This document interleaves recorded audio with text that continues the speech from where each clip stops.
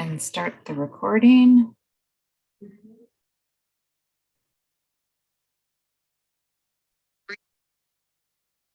Great. All right, let's go ahead and get started. Welcome everyone to the Minnesota Autism Resource Symposium. Just for a little background so that you know how we're operating today. This is being broadcast in the webinar format. Participants will be muted and you won't have the option to unmute. You can put questions or comments in the chat. The session is being recorded, so please don't share any personal information. We're also streaming live today on the Minnesota Positive Behavior Support Network YouTube channel. So some of our participants are watching from that YouTube channel. And if there's any links that you need, please check the agenda for those specific links. And I'm going to hand it over to Nicole. Good morning, everyone, and welcome. My name is Nicole Burning, and I'm here from the Minnesota Department of Human Services. And as Erin said, we have the CART services, and it looks like Kim put the link in the chat. So if you would like to turn those on or have those added, you can include those. And we also have the ASL interpreter.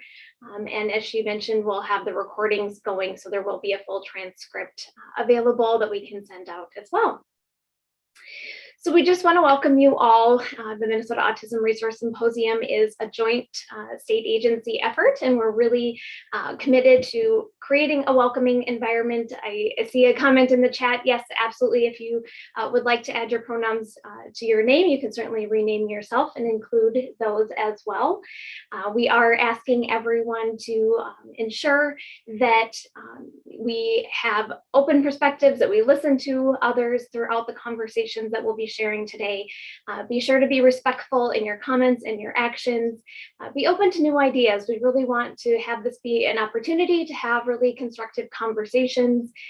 We know that we have a long ways to go in making sure that services are accessible and inclusive, but we really feel that starting that conversation and highlighting some of the ways that we're collaborating and increasing services and supports for everyone throughout the presentations today is a great opportunity. And we're excited to be doing that during World Autism Acceptance Month. And so just making sure that you are all learning from each other. We're going to have a lot of diverse perspectives and different people presenting today. So we hope that you'll have a lot of great takeaways. So as I mentioned, we gathered the symposium for World Autism Acceptance Month here in April, really just hoping that we are creating an environment where everyone feels welcome, that you can feel that you can be yourself, and that you'll hear about some support options. We hope that people of all ages with autism spectrum disorder will be able to feel that they have some things that they can take away from today's presentation. And we just hope that you'll feel welcome and a part of the conversation here today. So we just wanted to highlight the Minnesota Autism Resource Portal website that is also a joint state agency effort. And it has resources and just a lot of the information about the services and supports that our different state agencies all provide together right there in one place on the Minnesota Autism Resource Portal website. So we have a QR code there that you can check that out. And this was created and in response to feedback from families and autistic adults and those that really need to be accessing the services and supports that really needed that one-stop shop place for all the resources in one spot. And you know that you can find trusted information on that website. We also have a contact us form on there. So if you do have questions, if you would like to share any concerns with us, you can always ask questions or use that form. You can also share resources that we could add to the portal. We want it to be a place where the community feels that they're contributing and adding to that website. You can also like us on Facebook, and we share a lot of events and information on there as well. We just want to make sure that we are getting the information out and into the community. We also have an event request form if you ever would like a training or a presentation for your group, we'd be more than happy to come out and do that as well.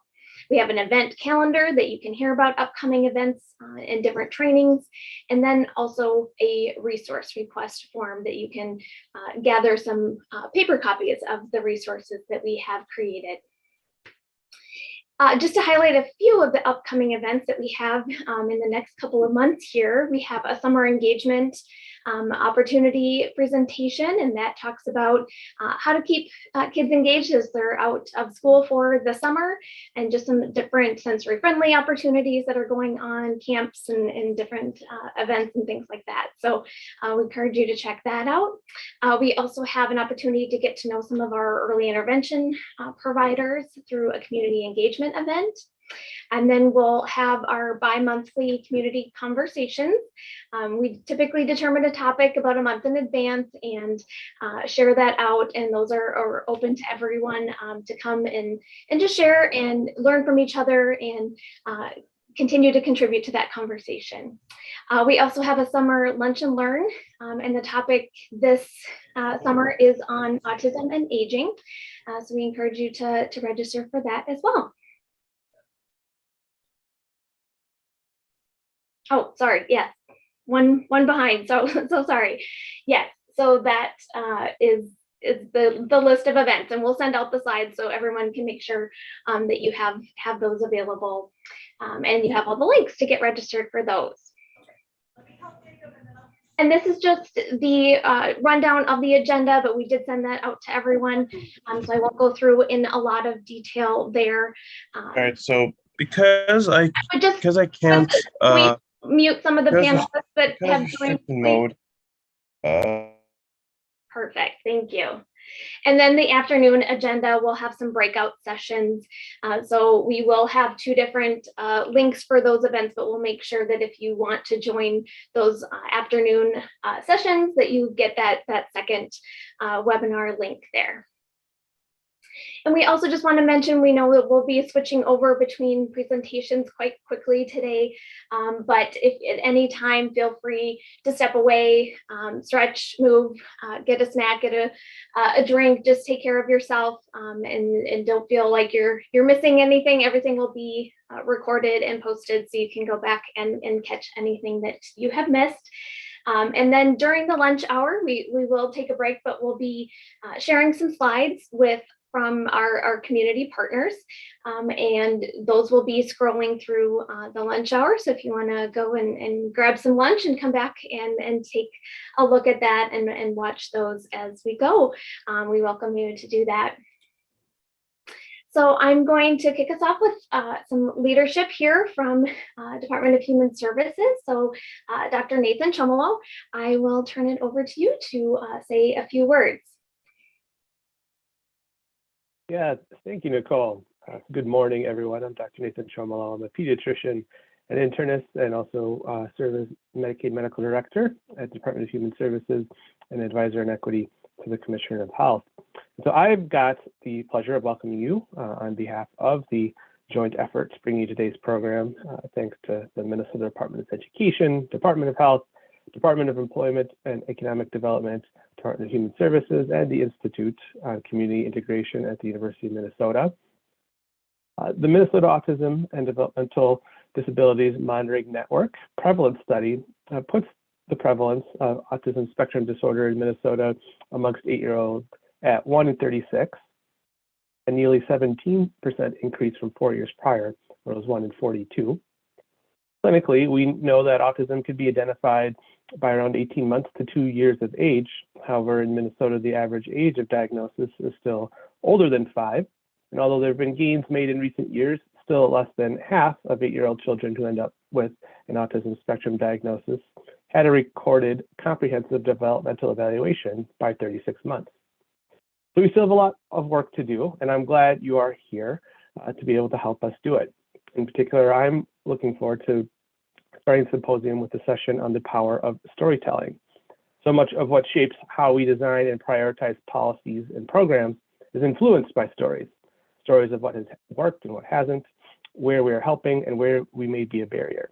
These stories help guide the journey map of families in Minnesota who have children with autism, done by the Wilder Foundation on behalf of DHS, and published just a little over a year ago in December of 2020. And there's a few examples that drive home the need for today's symposium from that I want to share. One parent reflected, to be honest, I didn't know about 90% of what's available until other parents told me that there were services that they were receiving.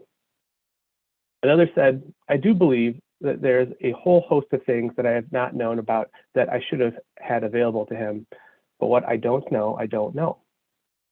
And another said, I didn't realize what I was doing would help me grow. I thought it was just someone else who could give me information. I didn't know this would open so many doors for him. I was really grateful that it did. If I hadn't accepted the offer for us to work with them, it could have gone so much differently for our son and my family. And this parent's reflection does a good job describing the need. When people do an assessment of a child with autism, it'd be good to give them a myth versus fact document, some information as you're waiting to have the assessment done. So then you can sort through things in advance, more reputable things, even a map of some of the things you might want to consider if your child does have a diagnosis of autism. Know that in advance sometimes helps you, so you know what questions to ask and helps you understand the assessment better. We can see that a lack of awareness, or at times the isolation families navigate as they navigate the autism spectrum disease experience, can be barriers to families and children accessing services that can help. This is particularly notable for families that are not only navigating autism spectrum disorders, but also encountering systems that provide additional barriers due to structural inequity, racism, and discrimination. The state of Minnesota recognizes the trauma, medical abuse, and discrimination that have happened to our Black, Indigenous, other communities of color, those who live with disabilities, or identify as LGBTQ+, that has led to a distrust in healthcare and social service providers, and recognize that the work of equity and anti-racism requires that we are all actively committed to rebuilding trust with communities and bringing our community members' voices to the table. So today we aim to help address that by providing an update on what we know about the health of individuals and populations with autism, and better understand how public health guidance can help advocate for children and youth with special healthcare needs. We will then have opportunities to learn more about how the state can support you from that very first visit, where child and family needs are identified, to those big moments throughout the life course, like transitioning into adulthood. And our goal today will be to connect you to Minnesota's comprehensive supports and show how our state is working together to provide a holistic approach to care for people with autism, and striving to ensure that supports and services are available in the most inclusive settings possible to meet the person's needs. And we also hope this knowledge doesn't just stay here, but is shared broadly with friends, family, and others in our community who couldn't be here today, but are navigating life with autism as well. So I want to again say thanks for being here, and I really wish everyone has a wonderful symposium.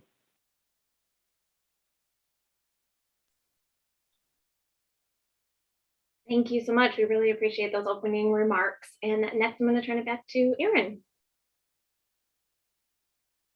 Thanks, Nicole. And so if you want to go to the next slide, we're going to have Woodley, the Director of Special Education at the Minnesota Department of Education, is going to kick us off, I guess, on the MDE side as well.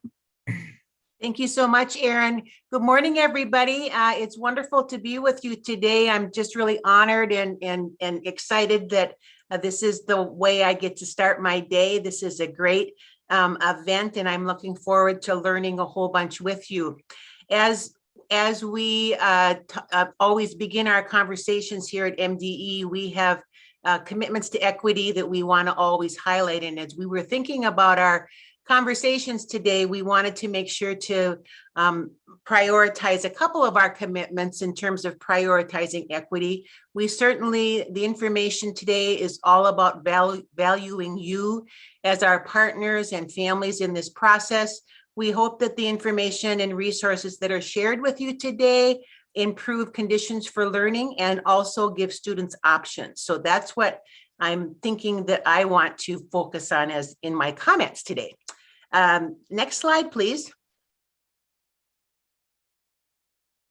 I wanted to make sure to thank folks in terms of our collaboration as we've put the information together today for you in this symposium.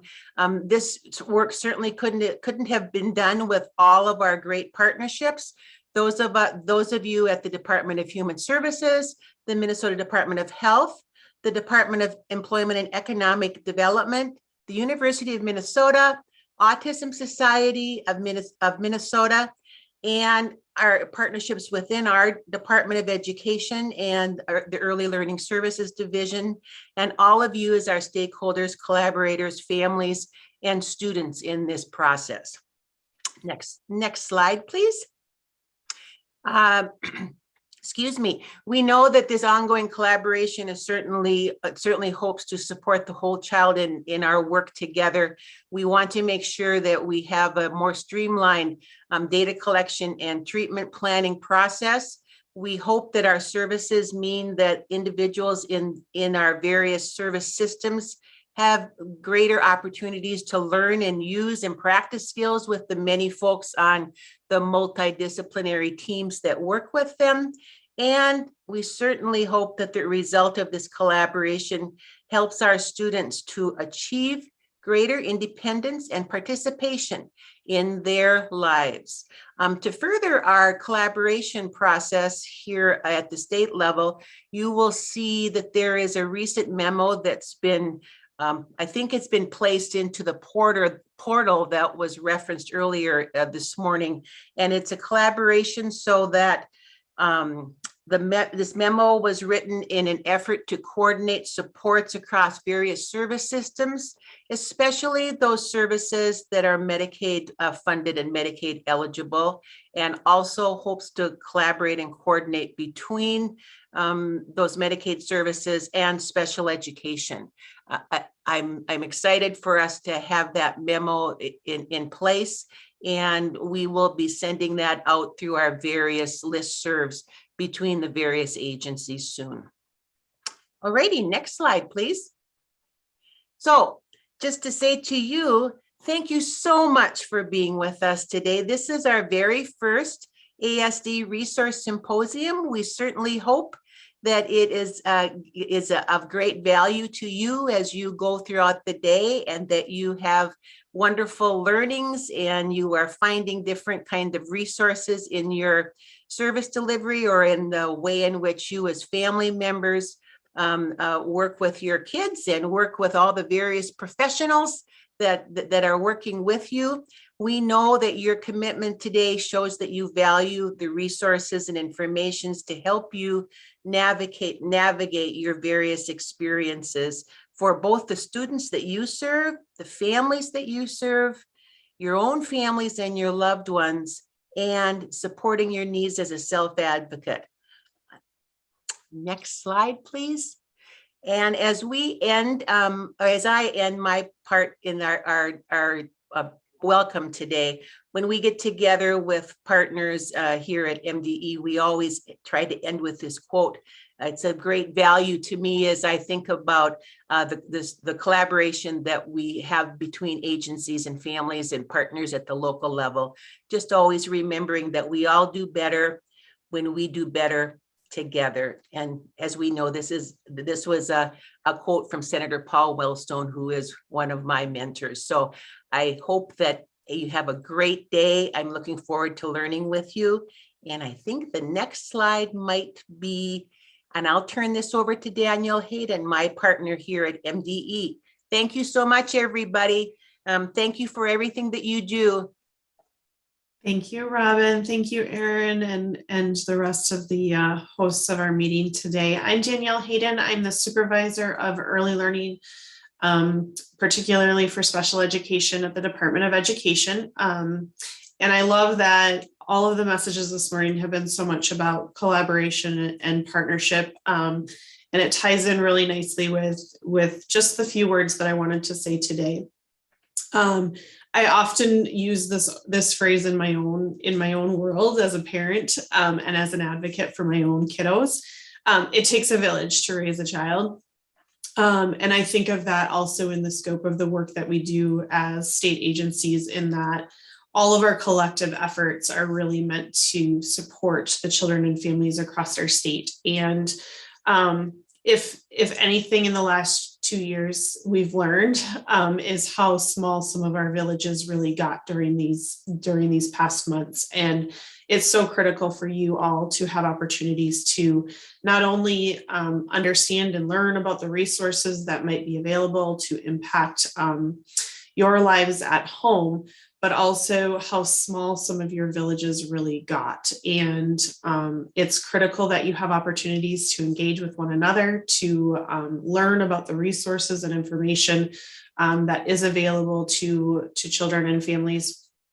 And then who to call, who to ask for help. And it might just be that one person that you catch on one day that gives you a link to something that makes all the difference in the world for you. So if you take anything away today, hopefully it's that the village is large.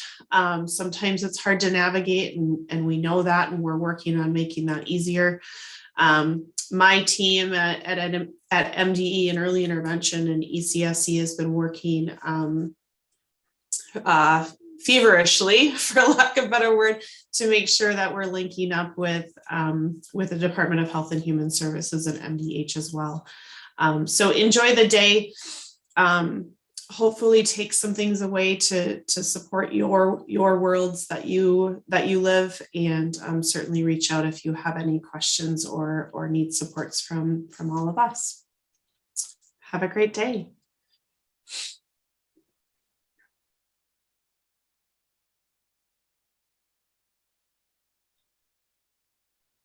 Thank you so much, Danielle. Thank you so much, Robin.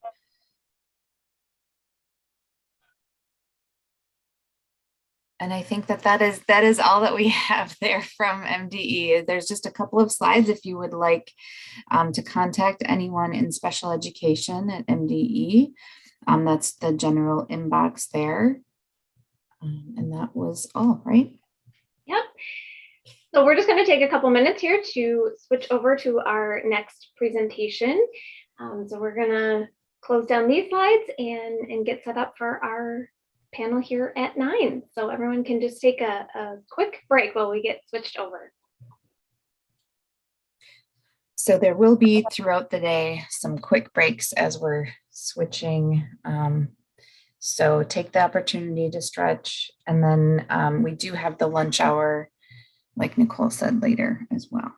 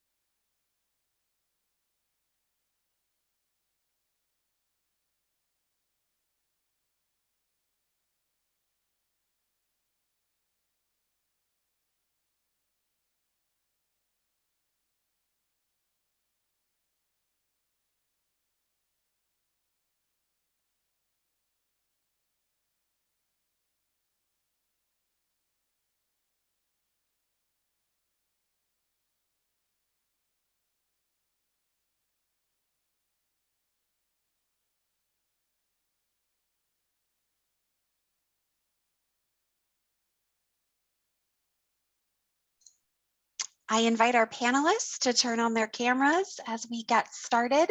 I am so excited to have you all with us. And of course, if you want to leave cameras off, that's totally fine as well. Just wanted to throw the offer out there. We will get started here in about 2 minutes. Want to give folks a chance to take a bio break if needed and get back with us here in just a moment. Thank you all so much.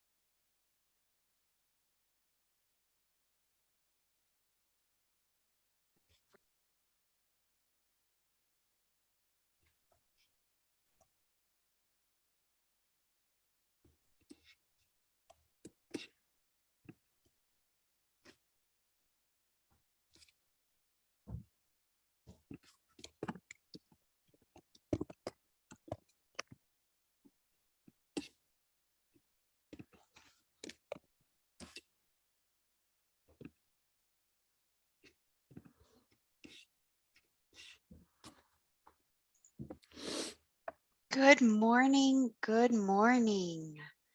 I see everyone is jumping on and I am so excited. We will get started with our sharing of our story. So I want to just kind of kick us off by saying this has nothing to do with me. This has nothing to do with us. And I say us as the global system. We understand that storytelling is a powerful mechanism for change. It is a powerful mechanism that helps us identify not only what we can do, but how we connect with others. So in the interest of making sure that I give time and space to the people who are here today who have volunteered their time this morning to help us engage, we will get started. We are so excited for this keynote opportunity. This is an opportunity that we relish. The whole day today will have lots of opportunities for people to tell their stories, but we're starting off today with a really beautiful mix of folks that have a variety of experiences. We want you to understand and we want to validate that we weren't able to have everyone's story here today. There's not enough space in the day to hear from everyone that we would love to hear from. So we want to acknowledge that not everybody is represented today. But we want you to know that there are ways to make sure that your story is heard. So we've shared some links and we'll make sure that those are in the slides as well, so that you can connect with other ways to share your story, because today is not the end, but only the beginning. So I welcome some of our people today to share their stories. So we have with us Amy, Jennifer, Jillian, Mei Chi, Stephen, and Wally. We will ask each participant to tell their story, and then we'll have some round robins of questions. And again, recognizing that this is just the beginning and just a snippet, but we want to make sure that we share it today. So I will start with our first kind of introduction. I'm going to try really hard. I have my notebook so I can make sure I go in a circle. So we start with somebody new each time. But if I get off, please forgive me. So we're going to start this morning with the person in the top of my screen, which is Stephen. Stephen, can I ask you to share your name and your journey with autism and tell us just a little bit about your story?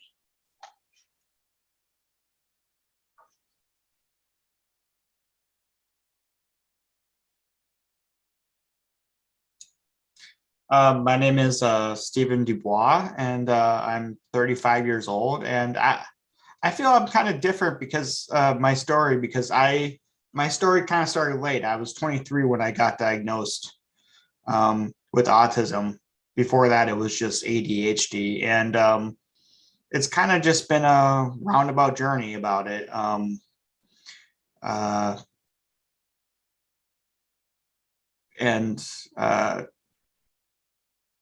Like with lots of struggles and yeah, some good things. Like last year I got my driver's license at 34, and that was a big accomplishment for me. I don't know. That sounds like a really big accomplishment. So congratulations on that. Round of applause. I will go ahead and move to the next person on my screen, which is Mei Chi. Hi everyone, hopefully you guys can hear me. My name is Mei Chi Mo. For those who know me, I am currently a legislative staff at the Minnesota Department of Human Services, but I'm currently on maternity leave. So today I am sharing my story as a parent. Some journey and background information is that I used to work with the early intensive developmental and behavioral intervention team with Kim and Nicole here at DHS. And prior to that, I worked with autistic individuals in early childhood settings and also provide care as a nurse. Today, I will be sharing my journey as a parent who has a child who is autistic. It was the work that helped me find support for my child when I had him 5 years ago.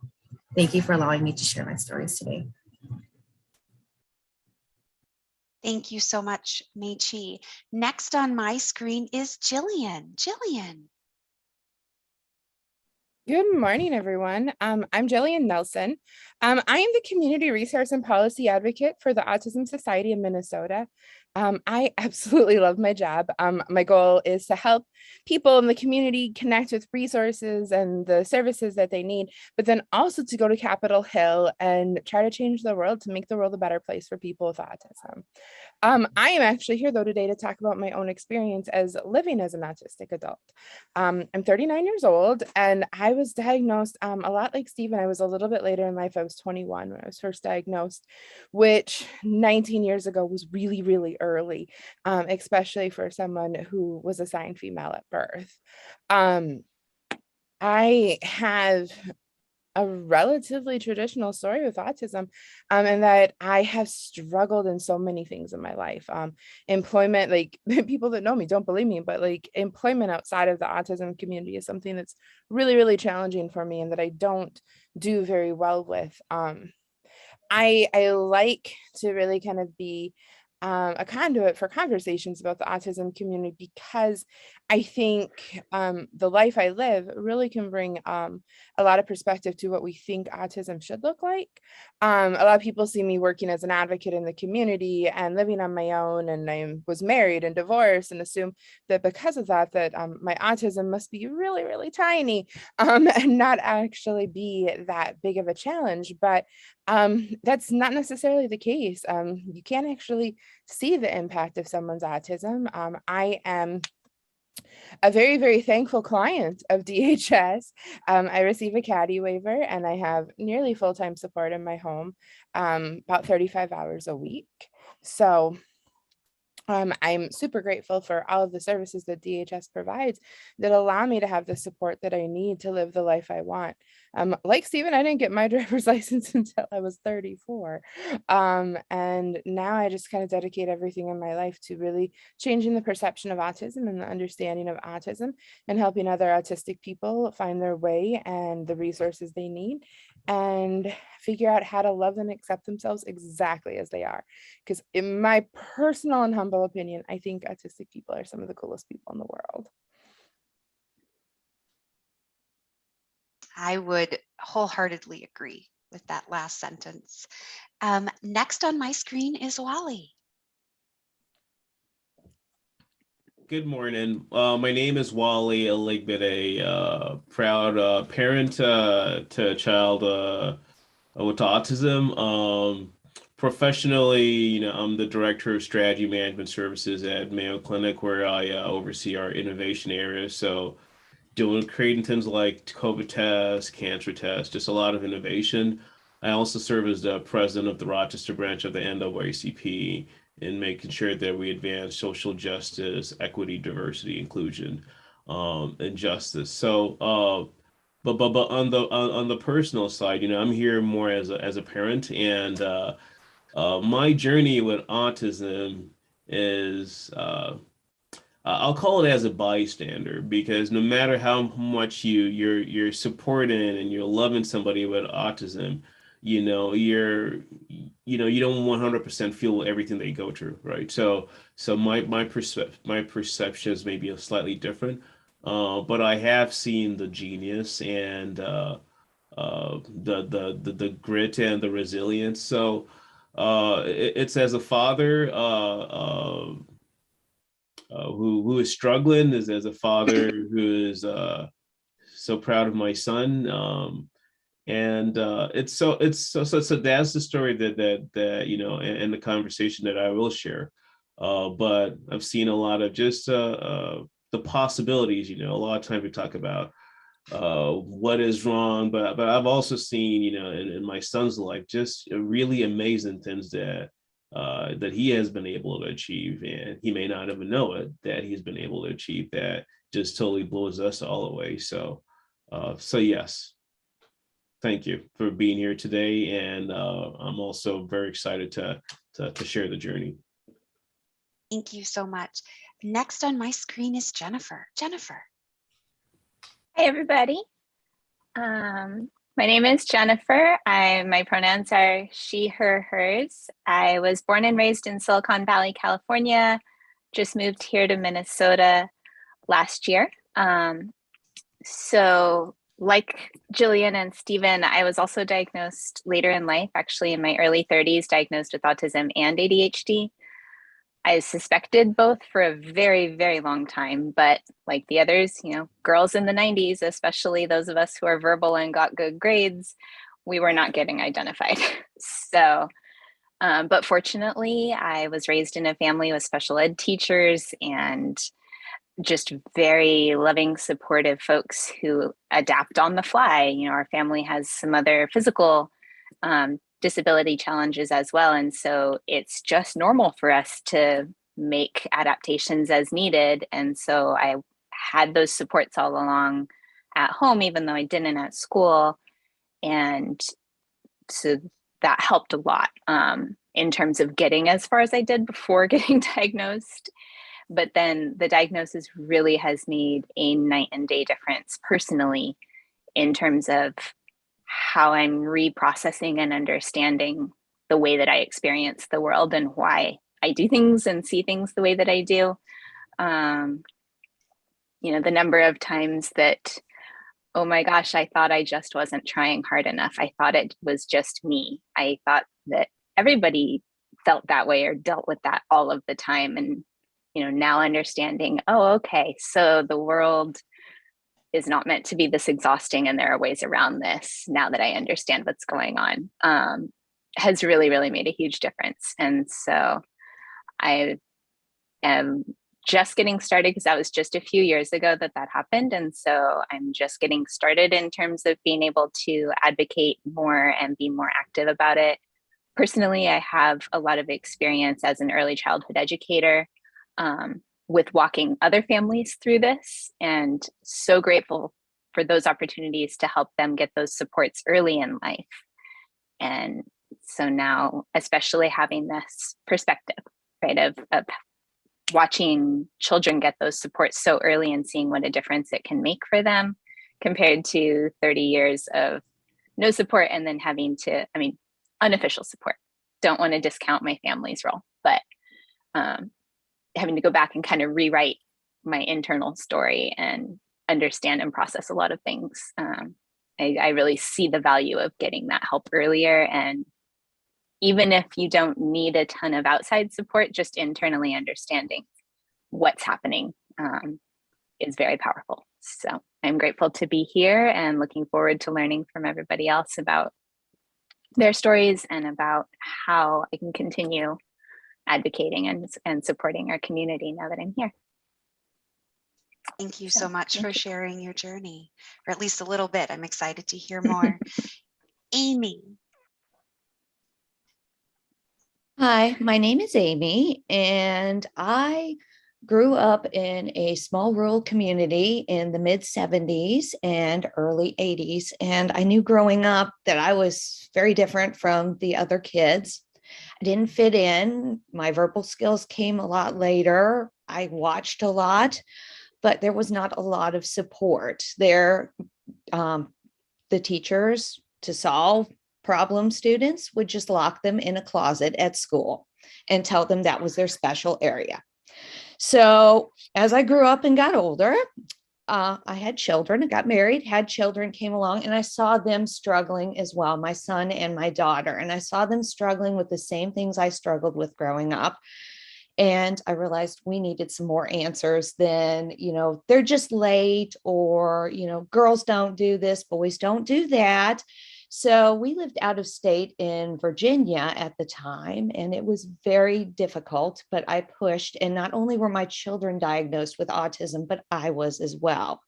So we had a 3 for the price of 1. After we were diagnosed, things were easier and supports were falling into place. And we recently relocated to Minnesota about the same time COVID hit. And because of my children having the diagnosis, myself, we've been able to establish and get some well-needed supports in place here. Thank you so much. We will go ahead and go on to our questions. So our format today is going to be that I'm just going to ask the question, and then whichever panelist would like to answer can unmute and kick us off. And then I will kind of try to facilitate further discussion as we kind of move forward.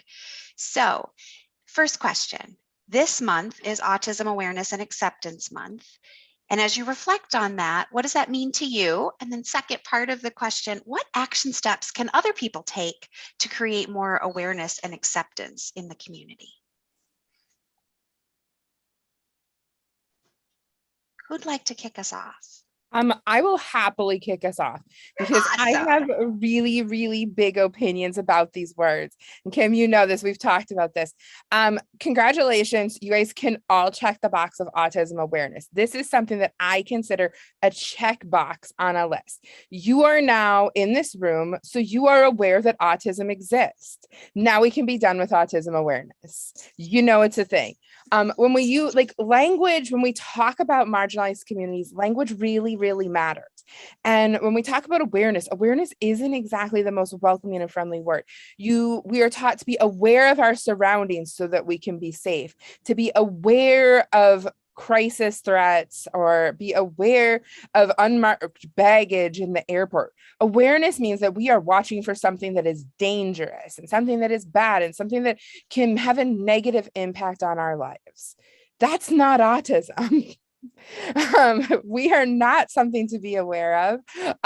Maybe be aware of us because we're not always super aware of where we're walking if we're in a stimmy mood. Keep an eye out, don't collide with us walking down the hall, but we're not necessarily something that you need to watch out for and take preventative steps and make sure that we don't invade your home and ruin your life, because that's not what autism does. Acceptance though, acceptance is that acceptance in my world is an active verb, and it's an active verb that means to draw in, to bring something, to be a part of your community. And that's what we need. We talk a lot at the Autism Society about the medical model versus the social model of disability. And I'm just going to really briefly go over this. The medical model is the idea that the person has like the medical model of disability says that these are the traits that a person has that indicates a disability, and we have to fix the traits of the person to fix the disability. Well, you can't make autism go away. The social model is the idea that a disability is an impairment because the world around the person with the disability does not work for them.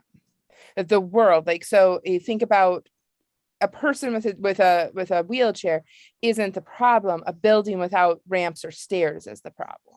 So for a lot of people with autism, the biggest barrier that we face is how the world responds to us, how the world interacts with us, what the world expects from us, and the world does not always welcome us exactly as we are, that we're expected to follow all these nuanced social rules and these unwritten guidelines of what we're supposed to say or do or how we're supposed to be.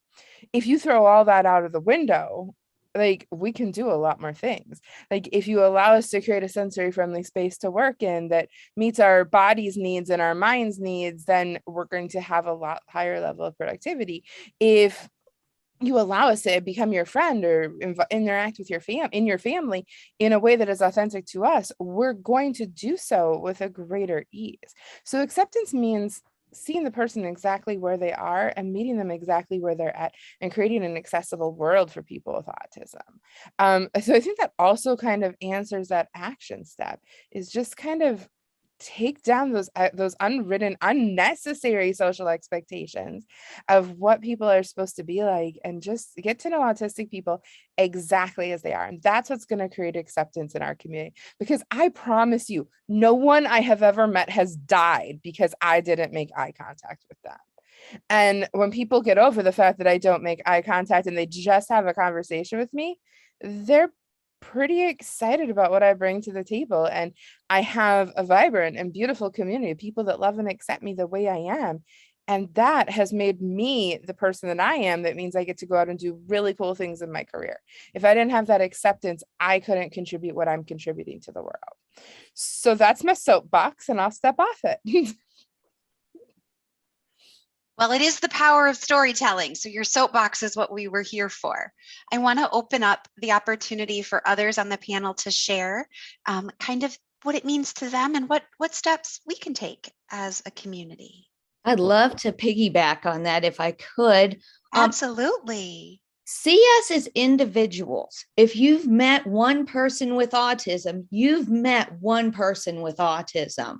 Talk to us. Include us. If you don't understand, ask questions. Don't skirt around us. We're not the village lepers. You know, we can bring so much to the table that, you know, we can make the world a more diverse place. And by just accepting us as who we are, not who you expect us to be.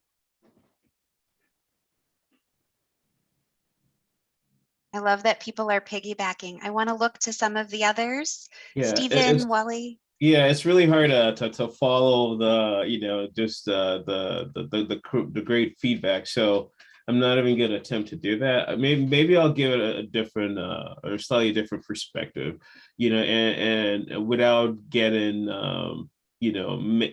maybe awareness is not the right word. You know, when I sort of see, you know, autism awareness and acceptance, I'm also seeing inclusion. At least I believe that's what the spirit of the question is. So what does it mean to me? Well, obviously as a father that has a kid that's on a young man that's on the spectrum, you know, it means a lot to me. Now, if you had asked me the question before, autism, you know, came into our world, then, you know, I would not know, right? So I think what this means to me is really an opportunity for us to see, you know, people for who they are. I mean, we have a lot of diversity. There's, you know, neurodiversity, ethnic diversity, all sorts of diversity, and so there's. This is, you know, like somebody said, it's not like folks are the village lepers, and there's nothing else wrong with the lepers, right? So it's really just seeing people for who they are. And they complete us. And so that's, you know, what I want to sort of take about this. I also think from a larger community perspective, it's just an opportunity, and I think we need to do a better job of this. Really, yes, we have the publication. Okay, this is an Autism Awareness and Acceptance Month, but what are we going to do about it, right? I think there's more opportunities for us to really learn, open our ears and let it actually go in and sit in versus going out the ear, and listen to people's experiences. And then more importantly, how do we actually understand and actually start to put some of those things in practice. So that's what I want us to do.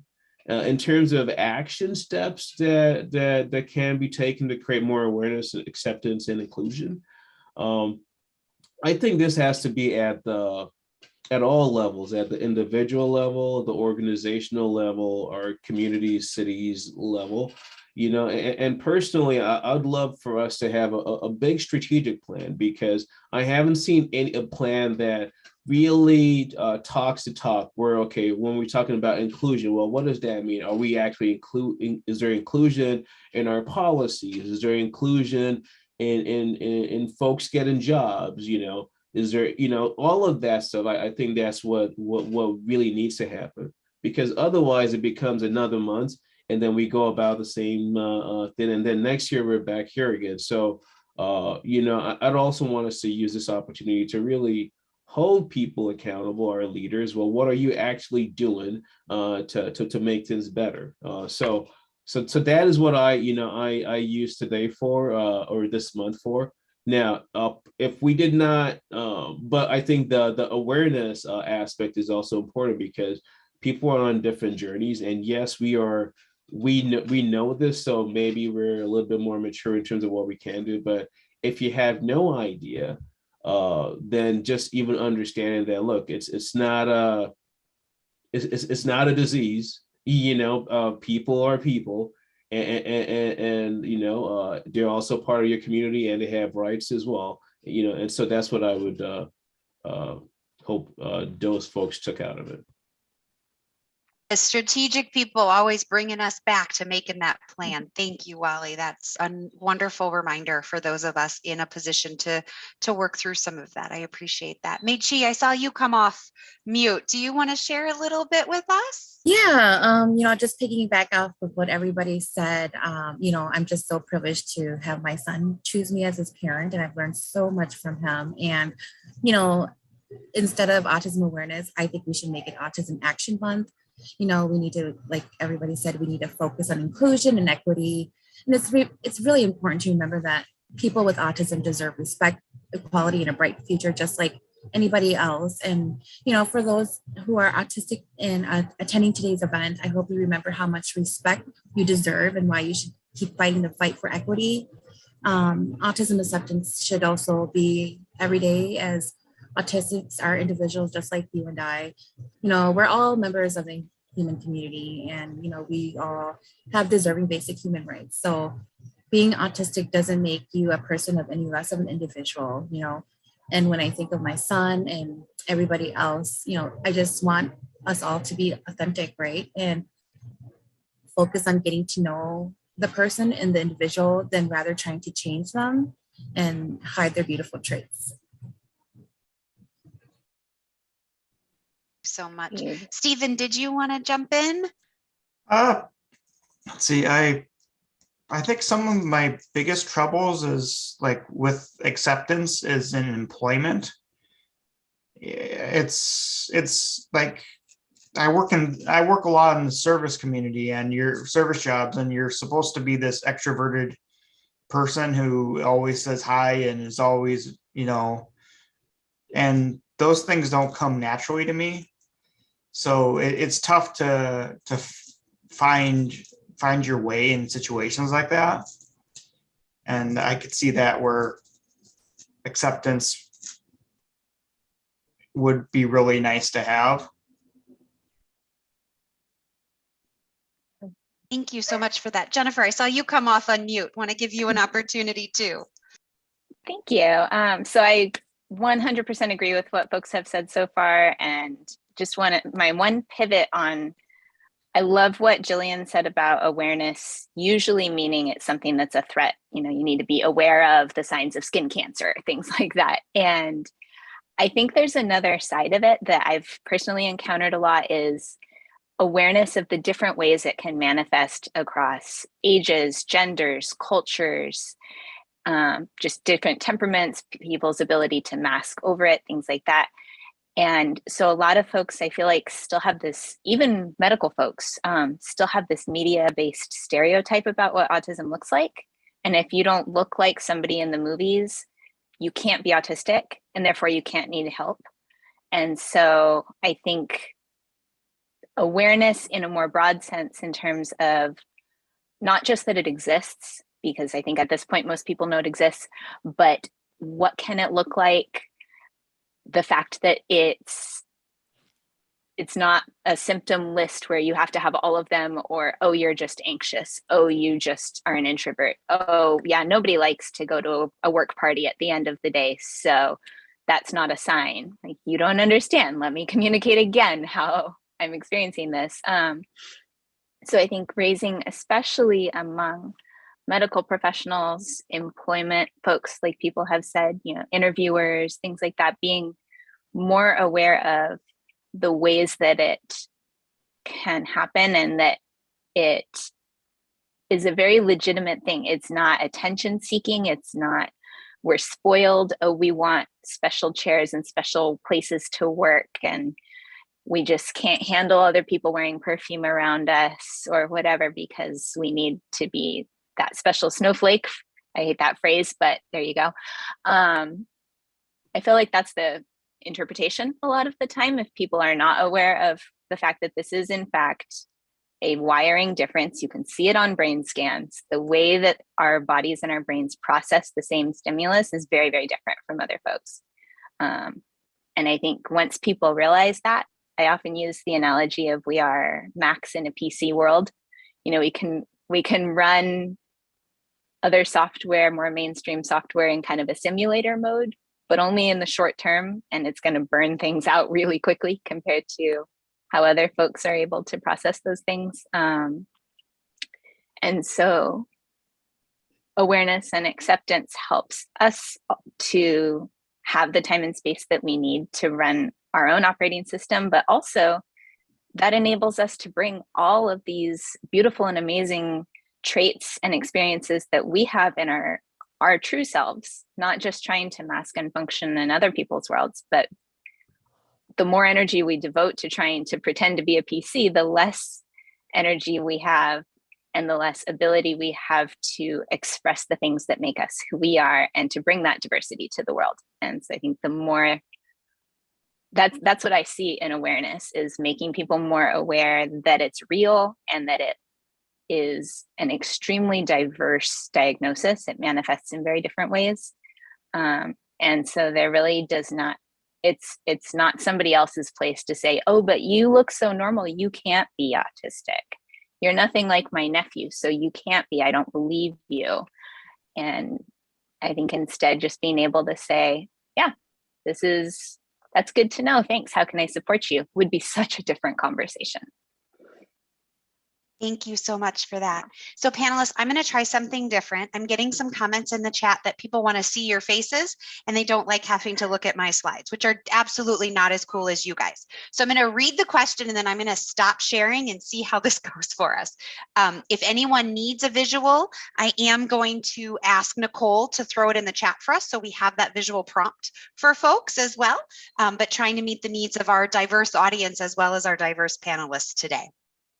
So when we think about, some of you have talked about services and supports that have been most helpful to you as you've gone along this journey, and then any barriers that you overcame or advice that you would give to someone else. And I don't think Amy got to talk last time, or at least I didn't make a note. So I want to give her an opportunity because I can't see her try to unmute. So I'd like to ask Amy if she wants to start, just so that she has that opportunity. And I'm going to stop sharing and cross my fingers. I actually did share last time. Oh, sorry. I'm okay to do that again. The services and supports that have been most helpful to me. Let's see. So right now, being in Minnesota, we've had a bunch of services and supports that have been very helpful to my family in general. In Virginia, we were told that my children would probably pass away before they would ever get on a waiver, and waivers were just not available. We came to Minnesota. My children had waivers within 3 months. So that has been instrumental in opening doors for the community and getting us the support that we needed in place, especially those extra community outings and therapeutic supports. I'm just going to piggyback onto Amy, because yes, absolutely. Getting a waiver changed my life. But also I'm just going to say that, I know like there's a lot of folks here from DHS right now, and I want to tell you about the barrier to getting a waiver, especially as an independent adult who is fully functioning and speaking. I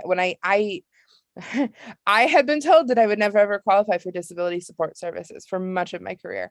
And then the pandemic hit and I lost all my natural supports that I had built into my community because I was stuck at home. So I had no choice but to try to get support. And I did not get a waiver in the beginning because I was like, this is a lot of work. Let me see if I can do this with just my PCAs. In the course of 1 year on disability services, I had to file like 3 or 4 appeals. My hours and my services changed 3 different times, like based on reassessments, and having to convince people that don't actually understand autism in a person like me that my needs and my supports were significant and that they hadn't changed in the last 6 months, that I was autistic on January 1st and I was still autistic on December 31st. And in there, I had 3 different levels of PCA hours. And like, why? Why does it have to be this difficult? A couple of years ago, we had a fantastic keynote speaker at the State Autism Conference. Their name is Lydia X.E. Brown. And they talked about how we don't actually know what autism looks like in adults by itself, because every single autistic adult also carries trauma. And so much of this trauma comes from accessing the supports and services that we need. It comes from accessing accessibility in the world. And I am a firm believer that disability services in Minnesota, and in the entire country for that matter, should be the most accessible place, not one of the least accessible places. Like, I am now almost 2 years on services and I am still consistently fighting. Like, I have a list of like 5 emails I have to send to DHS today about, hey, why hasn't this happened? Where is this approval? Like, this is having a negative impact on my life. And as someone who already is existing in the world with a lot of barriers that I don't have control on, DHS should not be the biggest barrier to me getting the services and supports I need. And I mean that in the nicest way, guys.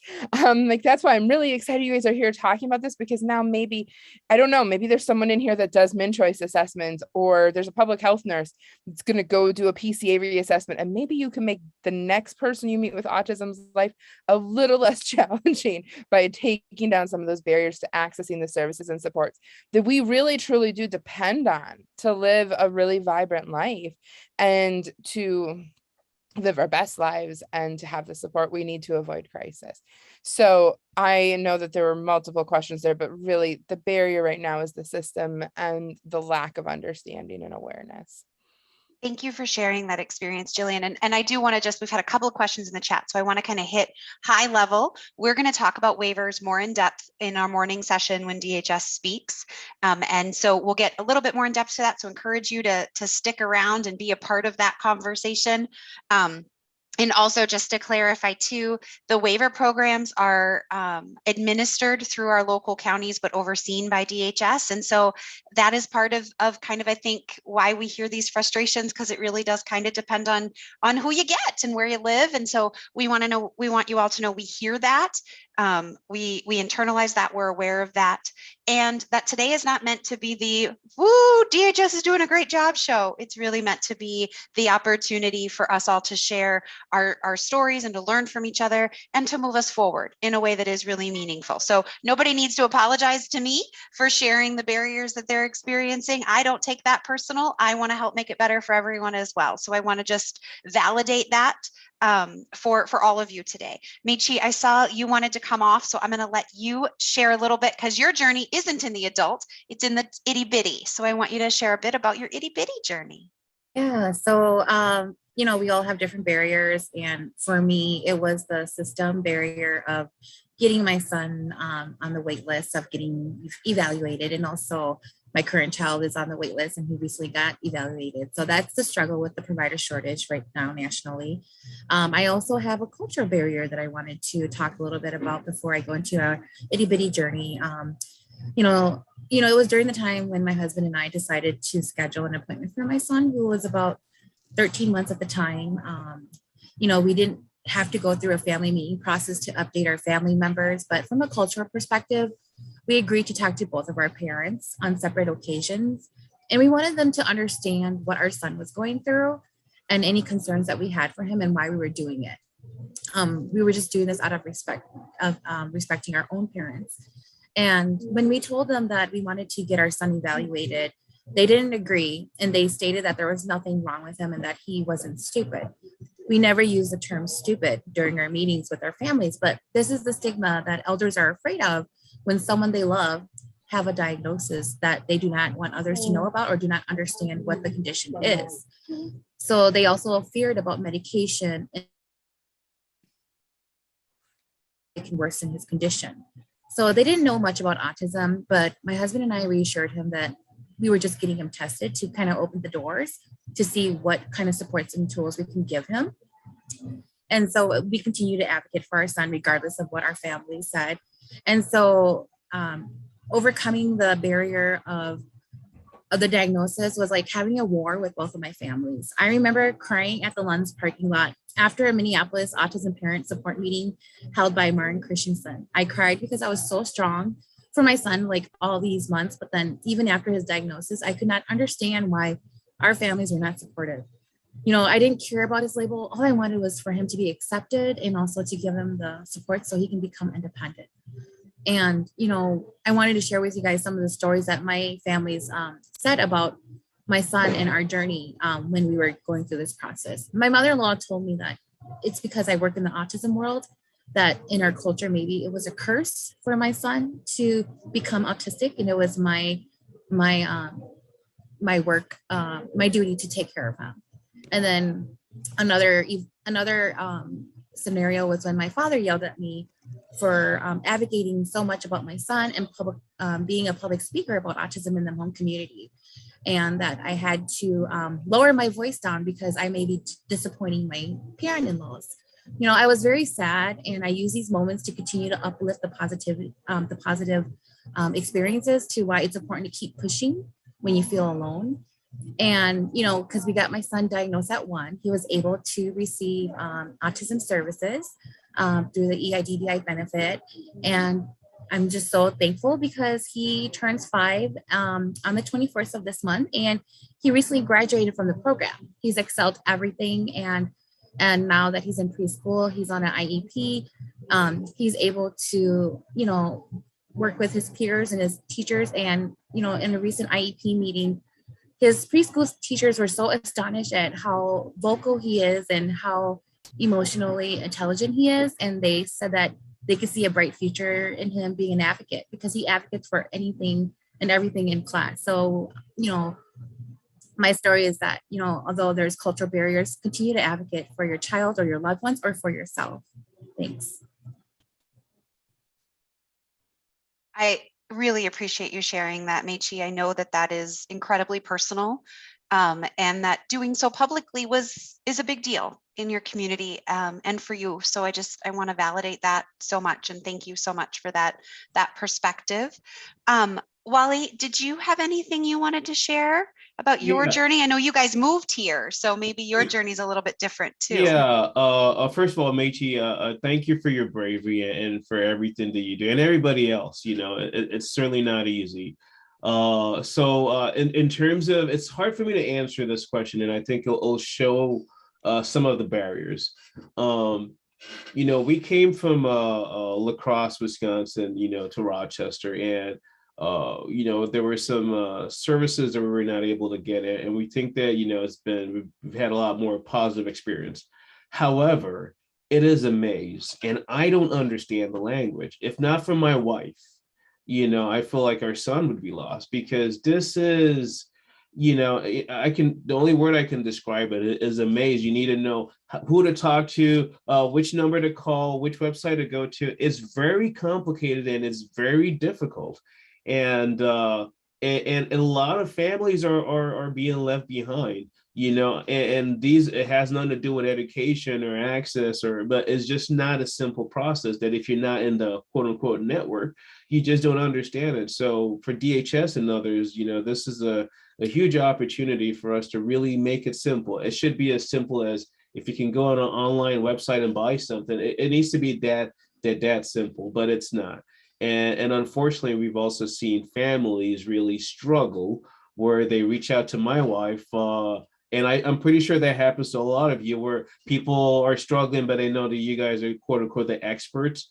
So I think in terms of me, just as a father, if my wife was not here, because she understands a lot of the lingo, okay, this is the waiver, what to do next.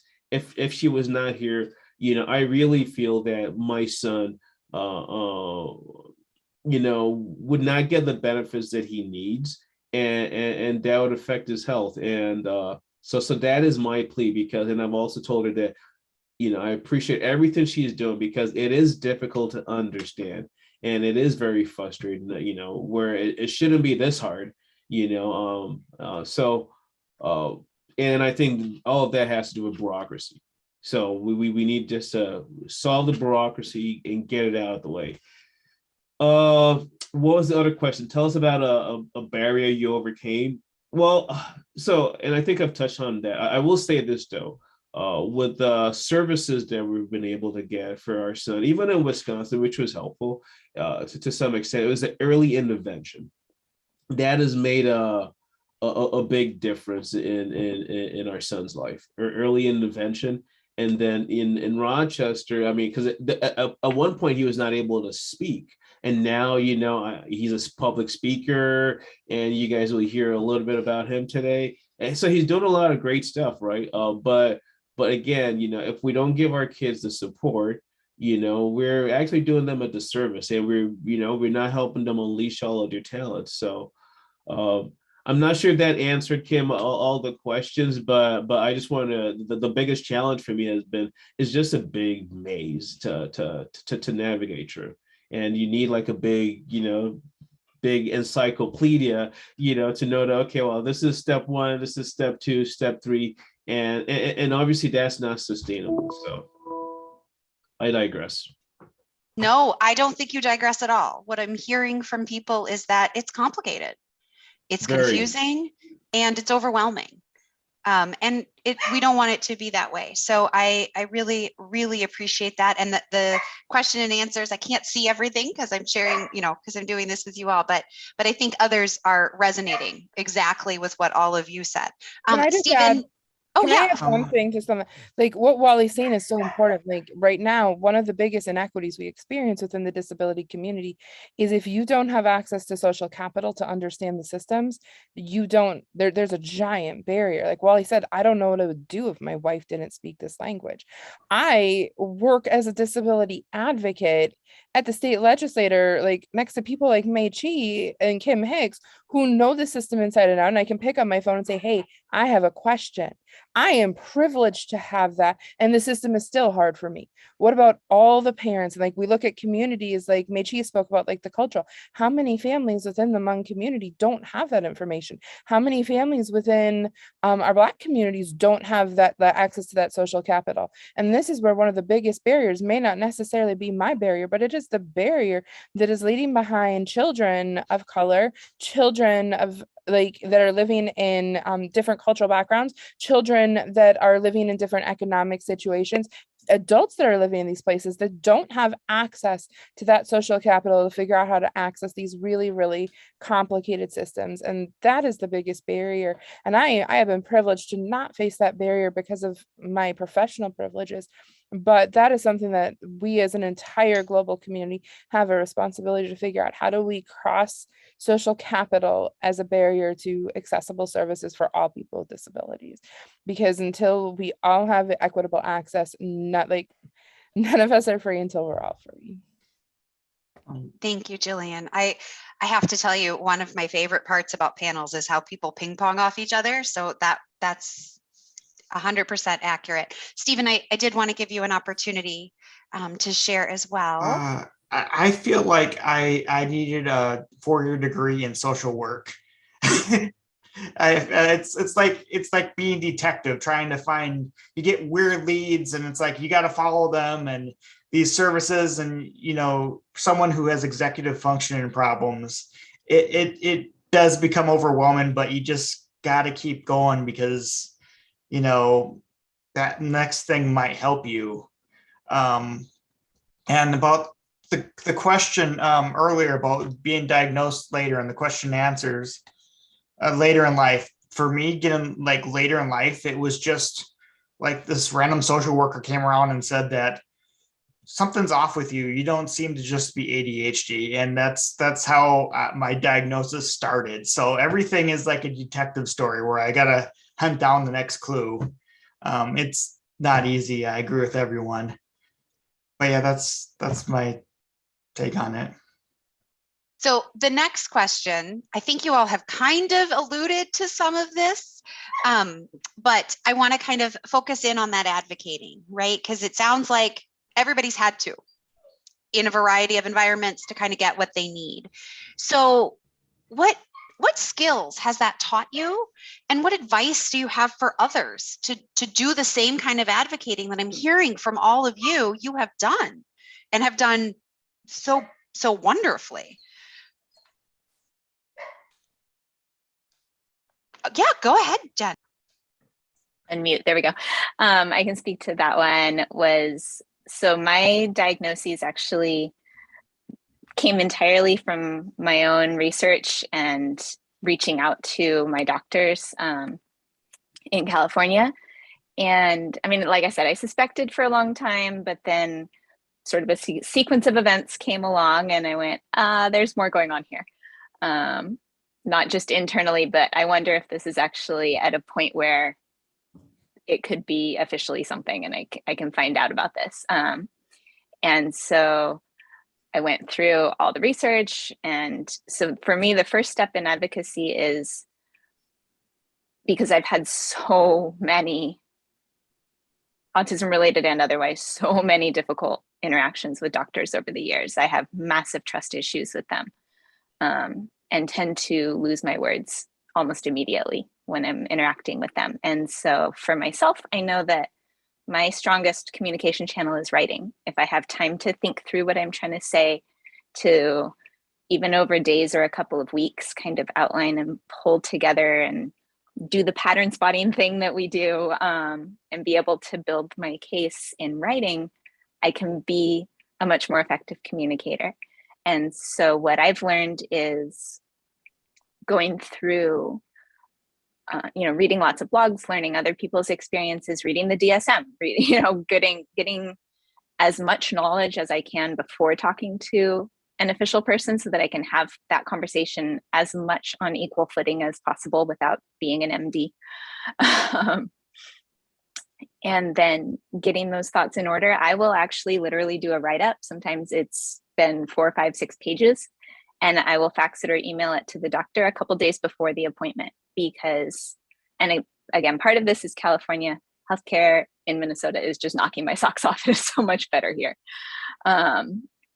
But the insurance and everything that I had there, I thought was fine at the time until I got here and went, wow, this is what it could be. You have like 15, 20 minutes to talk to the doctor. That is not enough time to explain a 30-year story about why you didn't get diagnosed in elementary school. But if they've read the story ahead of time, Then you walk in and you can use those 15, 20 minutes to answer each other's questions and talk about what to do next. It is so much more successful. It also gives them a heads up about what you're even talking about, because it's not usual in any way for a 31-year-old to walk in and go, so I have a college degree and a full-time job, and I'm here to talk about an ADHD and autism diagnosis. Like, they're going, no, you're not. And they just stop listening. But if they've read all the details, then they go, I see. Okay. So yes, you got good grades. It took you 12 hours to do your homework every day. Okay, that's not supposed to happen. And I've seen the same thing happen when I was the assistant director at an early childhood center. We had, I'm thinking of one of our toddlers in particular, who did end up getting diagnosed with autism. And when we just were verbally trying to tell the officials what was going on with him, they just, again, were blowing us off like, yeah, kids bite. Yeah, that's what kids do. But when I was able to write it all out and hand it to them on paper, they read through it, and the same person who literally 3 minutes earlier had blown us off read through that and went, hang on, I'm going to go chat with my friend in the next cubicle. We'll be right back. There's something going on here. I love that. It's very powerful. I love that. I think that's great advice. And I think you brought up a really good point that I want to, Michi, I'm going to put you on the spot, but I want to throw to you for just a second, because you mentioned the provider shortage and some of the cultural barriers trying to get a diagnosis. What advice do you have for others? If there's families on this call who are in that similar situation that you were in, or are in currently, I guess, still, that you would give them about how to kind of break through that barrier, that provider shortage, and that stigma kind of barrier. Yeah, so for me, growing up as a first generation born in the United States, my family did not have the resources to teach my siblings and I how to stand up for ourselves, or do they have any resources about behavioral health or any kind of medical support? So, because of their experiences, my family was afraid of rejection and discrimination as they continue to face racism as refugees. So I had to figure out how to stop intergenerational trauma as a parent, right? I have to keep reminding myself that as trauma is being passed down from generations to generations in my family, I have the power to end it. So for me, ending it, I had to have the courage of wanting my son to be the best version that he can be, and learned how to amplify my voice and advocate for my son until he can do it for himself. And so by doing that, with the provider shortage, I just kept him calling, as tiring as it is, with paperwork and, making appointments and doing things for my child. You just have to keep fighting. If you can, find the support with loved ones that can also take on some of those additional tasks. And with the cultural barrier, be the change, be the voice to stand up for your child. Because my greatest fear is that when I die as a parent, I want to die happy to know that I provided everything that I could for my child to be independent. So I know that he will be great at doing what he wants to do on his own. Can I jump in, Kim? Oh yeah, go ahead, Jillian.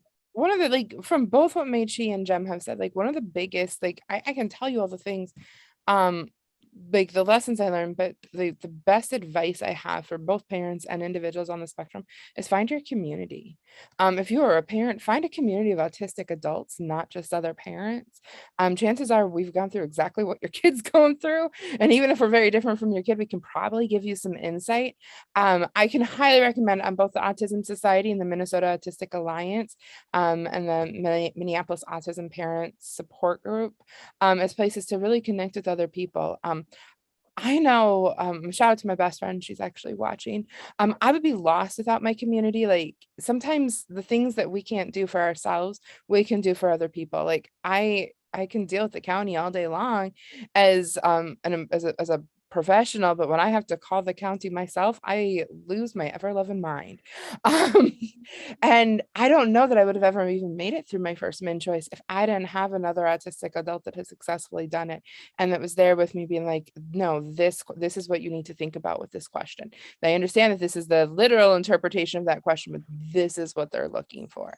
And if you, and again, shout out to my best friend who's watching this, I would not be here without you.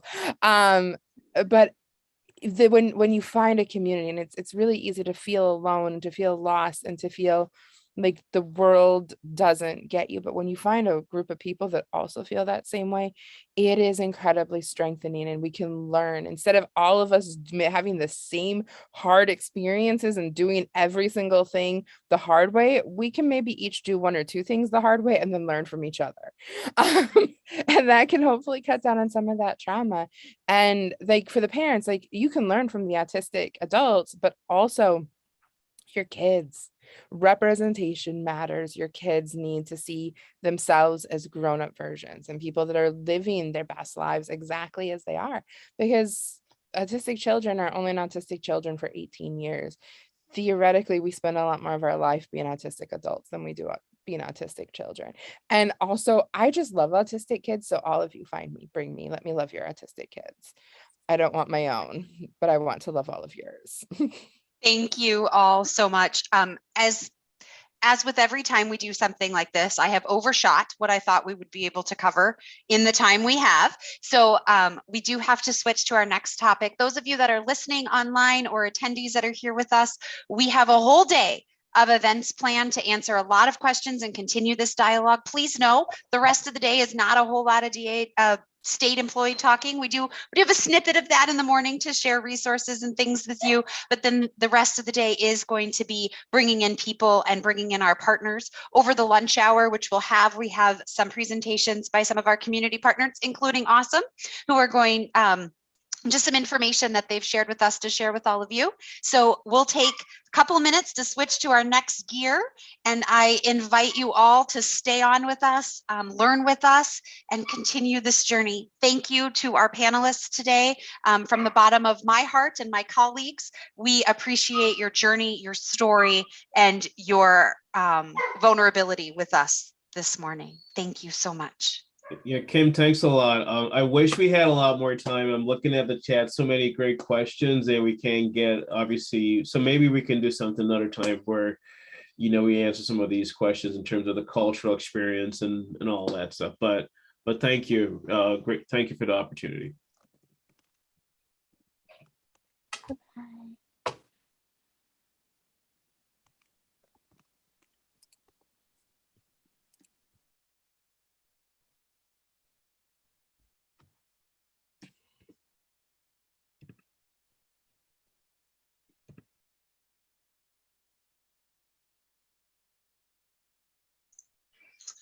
All right, thank you all so much for sticking out with us here. We will be transitioning in just about a minute. Want to give our next person a moment to get their slides set up, and we should be ready to go.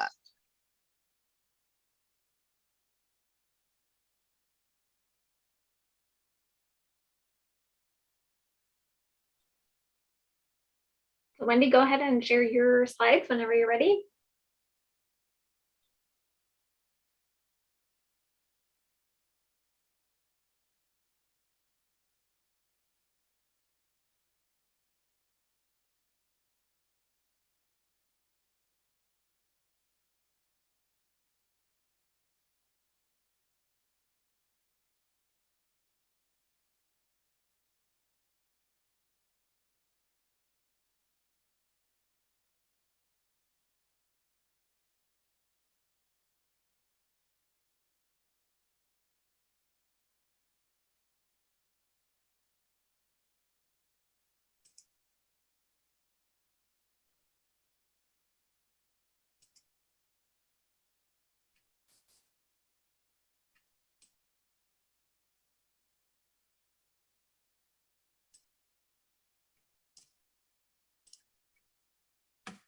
There.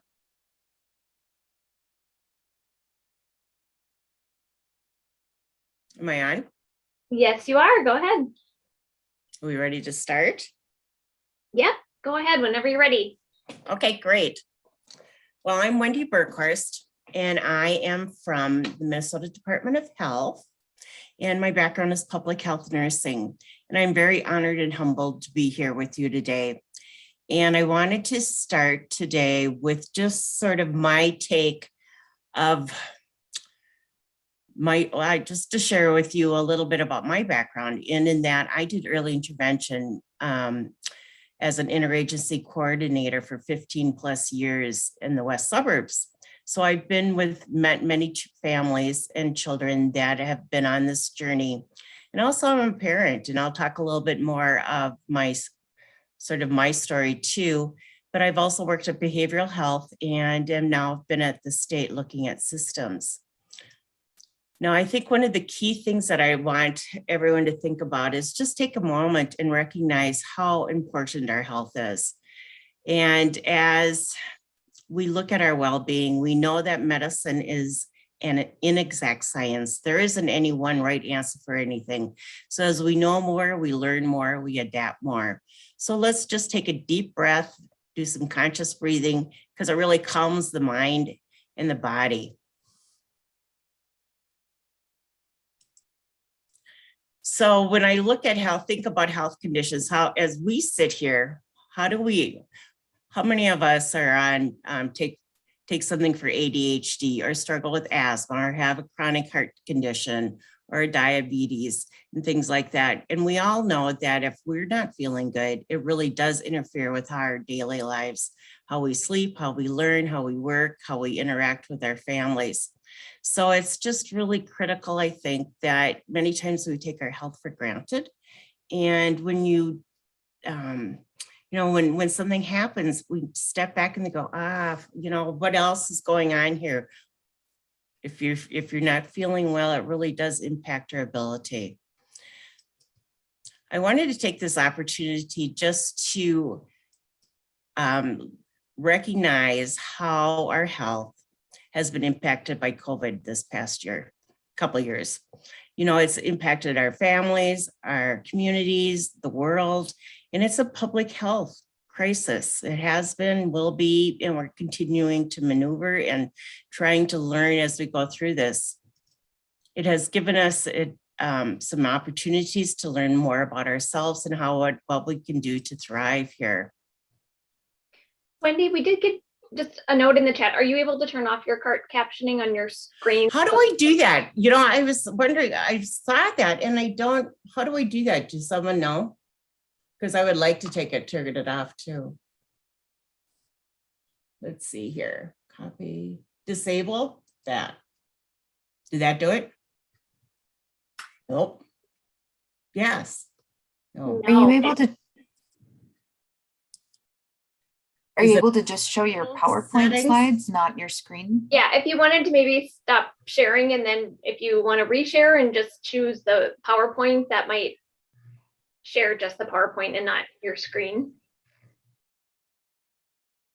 Okay, let me do that. Okay, help me. Okay, stop sharing.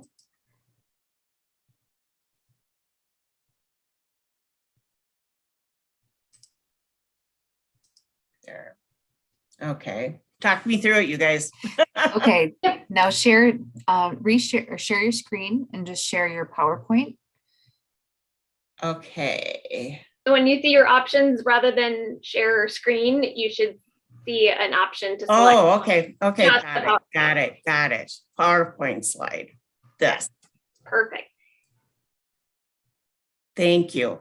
Thank you. Sorry for the interruption. Oh, no, I appreciate the feedback. Is that better?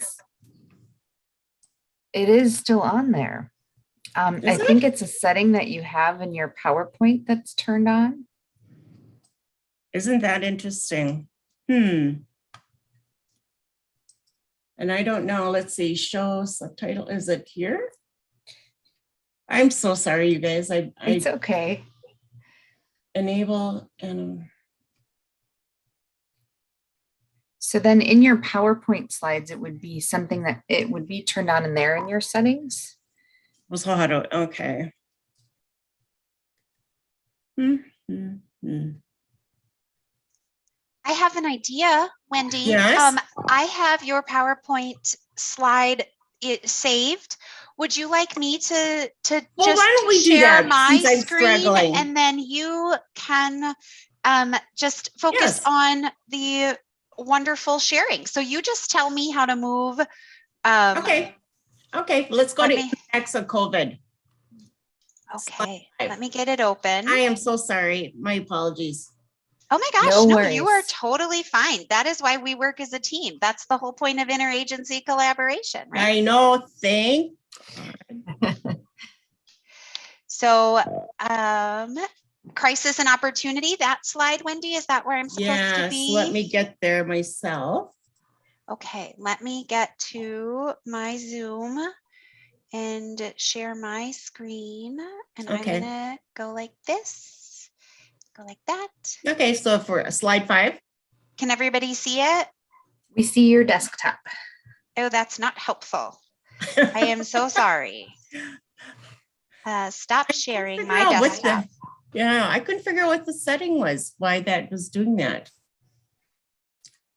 I just wanted to, yeah, I'll just sort of, I just wanted to recognize, I'm just going to go back, that COVID has had a significant impact on our families and children with special health needs. The cutoff from essential services and supports, and as Jillian pointed out, the unpaid supports, besides the paid supports, just the national emergency now we're recognizing in child and adolescent mental health, the challenges of financial, employment, and general living needs due to prolonged loss of supports, and just the stress on all the healthcare professionals that are leaving this work.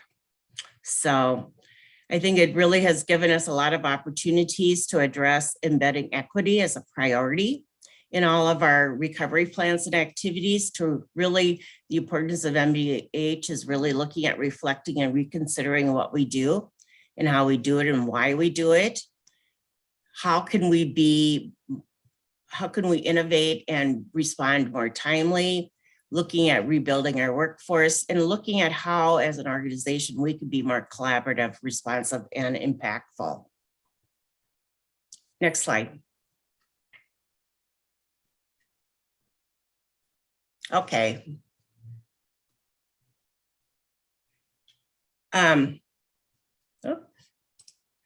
So when we look at the roles of public health, we know that there are many significant different areas of work. We look at building capacity of communities, understanding what's going on, what are the prevalence and trends, looking at inequities, which I talked a little bit about, the importance of being trustworthy health information and preventing and addressing harm, a lot of injury prevention, and then the importance of convening and collaborating and hearing from the community and working with our interagency partners. So when we look at Minnesota Department of Health, the mission is protecting, maintaining, and improving the health of all Minnesotans. And our vision really is for health equity in Minnesota, where all communities are thriving and all people have what they need to be healthy. And we want to look at this really through the whole lifespan. Some of the key things that are providing is promoting screening, and that we have several programs, and I'll talk a little bit more about how our screening. If you click again, another thing pops up, the importance of facilitating collaboration. Click again, where, as we said, the importance of having Minnesota Department of Health on as part of the interagency group. Another key thing that MDH is supporting, and I want to just share this with us, we've got a community of practice for people that are doing pediatric care coordination. And it is an opportunity to really network and share and get to know people across the state that are doing this type of work and learning more about each other. And our website is MNP Cares. I'll put that in the chat box later.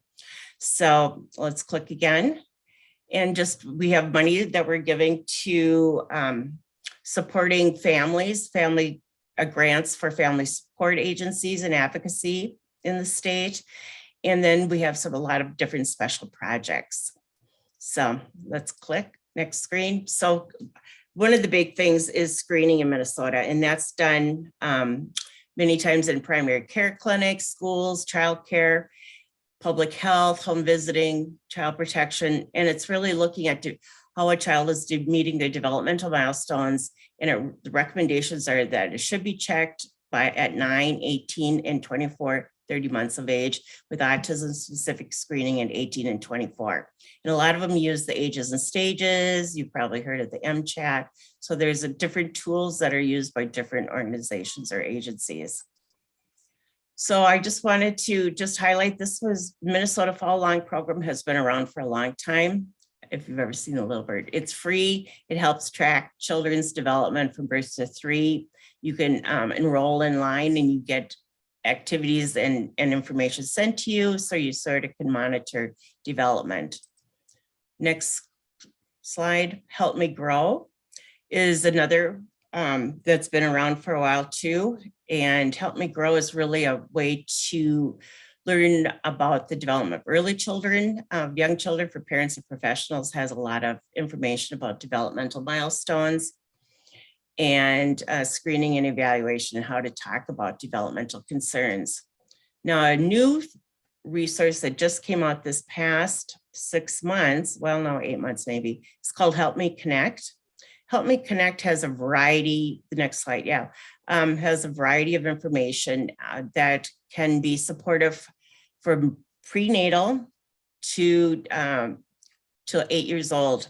So there's information specific for a variety of resources, and you can tailor make this. If you go to the next slide, it shows that it's an online service navigator that really connects pregnant and parenting families of young children within their local communities.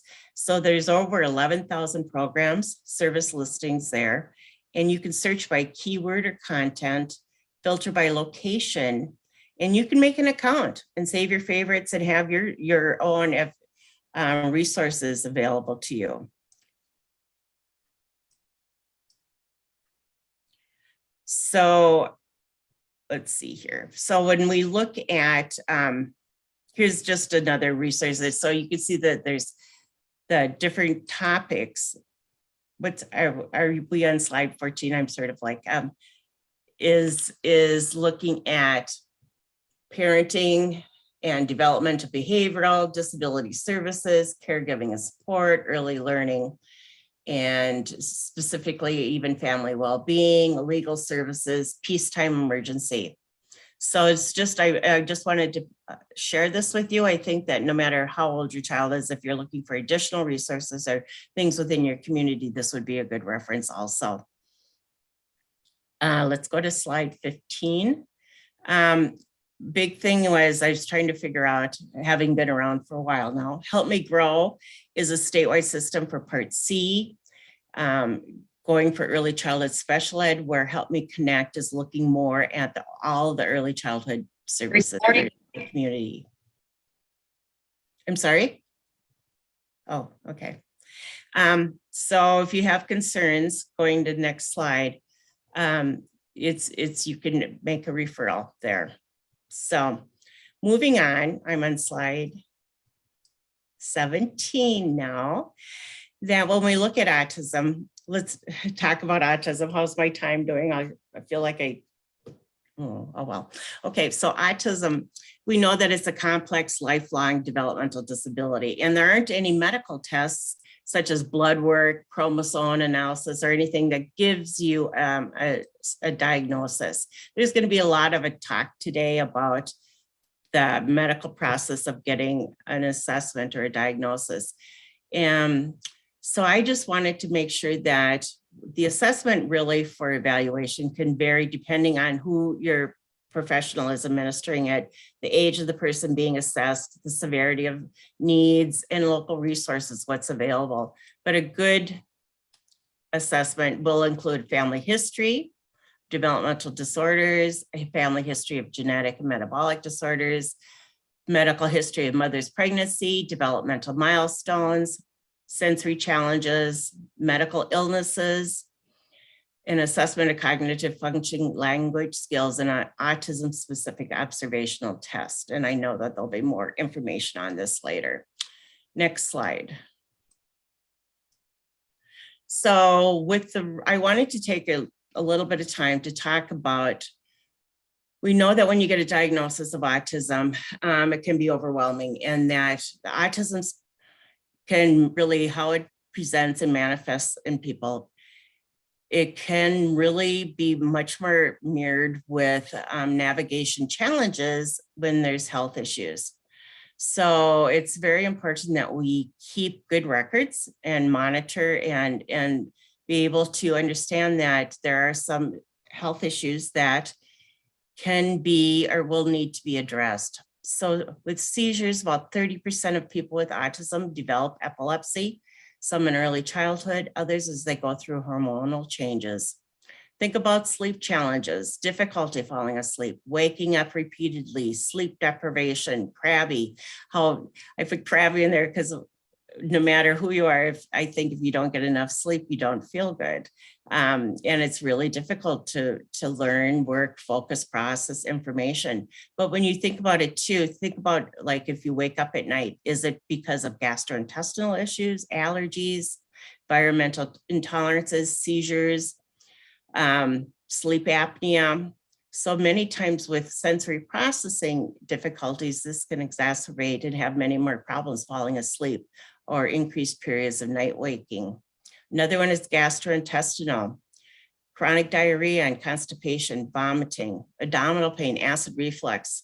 There's evidence that there are the GI symptoms that there's been, depending on what research you read, between 9 to 84% of the studies showed that it is a common morbidity with patients with autism. So with that too, with the GI issues, the feeding disorders, difficulty eating or swallowing food based on smell, texture, color, this can affect weight, being able to thrive. And then it's like, is it because of the diet? There's constipation issues. There's so many different factors to look at. Food allergies, sensitivities, peanuts, shellfish, eggs, dairy, processed food, dyes in food and sugar. And then Pica. Pica is the term that it means that, well, 30% of children with autism have a moderate to severe Pica, and it's a compulsive eating disorder characterized by eating non-food items such as paint, sand, dirt, paper. And it can be pretty dangerous if you're ingesting inedible substances. So it could cause choking or digestive problems, parasitic infections, or other illnesses. Next slide. When we think about hearing and vision, we know that 30% of children that are receiving services for deafness, hard of hearing, blindness, visual impairment are also identified as having autism. And we want to make sure that every child should have a vision and hearing exam. So that should be part of a comprehensive workup, and it should be checked regularly too. Low muscle tone, 30% of kids can have moderate to severe loss of muscle tone, which affects coordination and really can limit fine motor skills and the ability to get through their day. So, and then with headaches and pain, we know that people with autism can have a very high pain threshold, sort of insensitivity to pain, where others can have a very low pain threshold. So it's sort of it's a sensory challenge. And there are sensory integration therapies designed to help increase reliability of sensory processing. I included eczema just because of the skin conditions, and if you have eczema, sometimes you have a little bit more, sometimes you can have asthma or just autoimmune disorders, but there's a correlation between food allergies, dry skin, rashes, and other skin issues. Next slide. Depression. Let's talk a little bit about mental health and with autism too. Depression is more common in children and adults with autism than the general population, and it can increase with age and intellectual ability. And we have anxiety. 42% of individuals with autism also have anxiety, while only 3% of children and 15% of the general population do. And social anxiety is especially common, and it also can have physical symptoms like increased heart rate, stomach aches, muscle tightness, inability to move. So it really, you can look at that. How is the person communicating, they might not be able to express how they feel. So I think it's really important that you look at behavior and remember to think about that. OCD, obsessive compulsive disorder, is related to anxiety and has strong connection also. And those diagnosed with OCD are 4 times more likely to have autism. So repetitive behaviors and restricted interest are common factors. And many times those with OCD are not bothered by the repetitive behaviors, while those with OCD with autism are not usually bothered by the behaviors. And then we have ADHD. We know that an estimated 6 to 7% of the general population have ADHD, while 30 to 60% of individuals with autism also have ADHD. And a lot of times there's a delay in diagnosis and missing critical treatment time because they get diagnosed with ADHD and then a couple of years, one study says 3 years later, get diagnosed with autism. And actually I have to say that's where my son fell, and he didn't get his diagnosis until he was in middle school, when the complexities of the changing schedules and complications of or being organized and everything else happened. So, and I was working in the field, so it was definitely part of the challenges. So I just wanted to talk a little bit about the sensory challenges.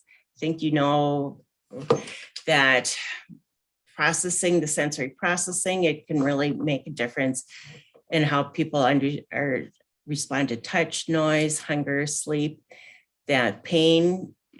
If a child might have an ear infection, say, and the only way that you know it is there's a change in behavior, they're not able to communicate. And there's some behaviors, I think as parents, you know your child best, and you'll be able to figure out or understand maybe how they present if they have some issues. So as you think about, let's go to the next slide.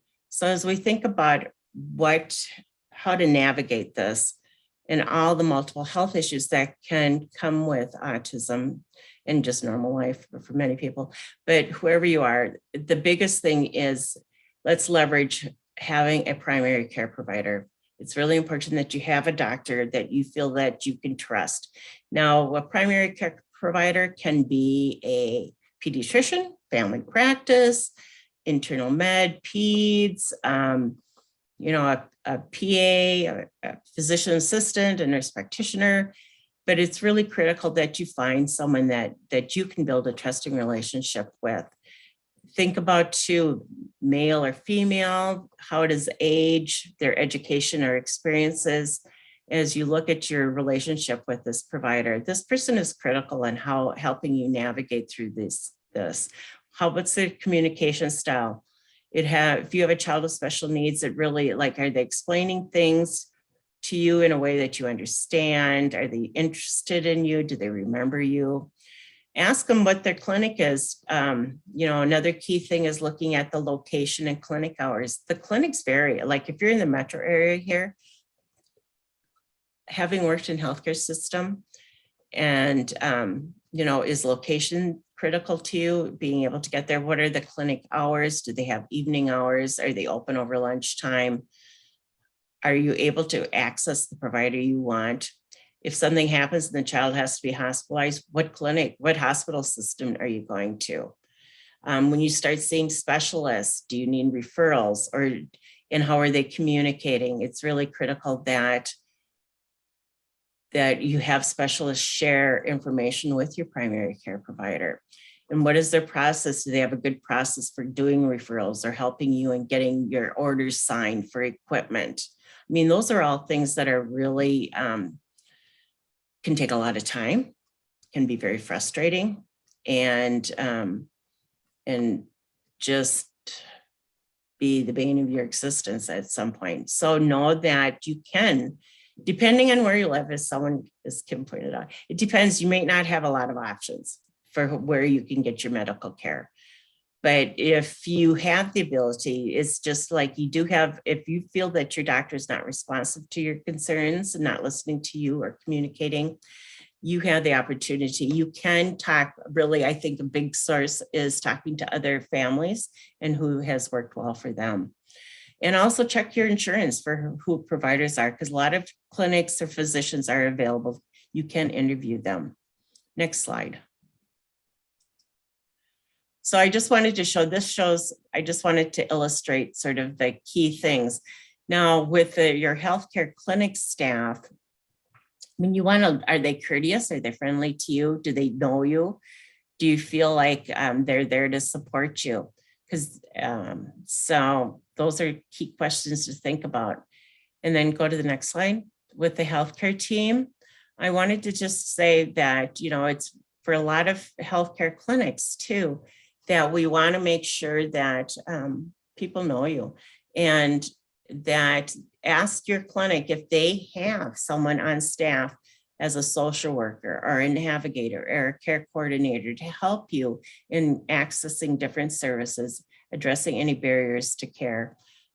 Transportation needs, can they with that, or what specialists to see and when. So next slide. So with healthcare needs, I think one of the critical things that we want to make sure that that you do is get your preventive care too. And there's a lot of research that says that preventive children with autism are not getting the preventive care that they need. And that is regular care, well, child care, besides the management of the condition per se. Immunizations, that's a hot topic. Do you have that's where you can talk with your providers. Some providers will space out immunizations or talk with you more and help address some of the issues or concerns you have. How do you get in if there's sick appointments? And then what about emergency care? So those are just things. We want to make sure everyone gets the right care at the right time at the right place. Next slide. With primary care, there are some key critical things that we, when you look across the state, that you want person and family-centered care, that is continuous, comprehensive, equitable, team-based, collaborative, coordinated and integrated and accessible, and you're getting good care at the right cost too. So within the state, next slide, there is nationally, there's a program called Medical Home. And in Minnesota, it's called Healthcare Home.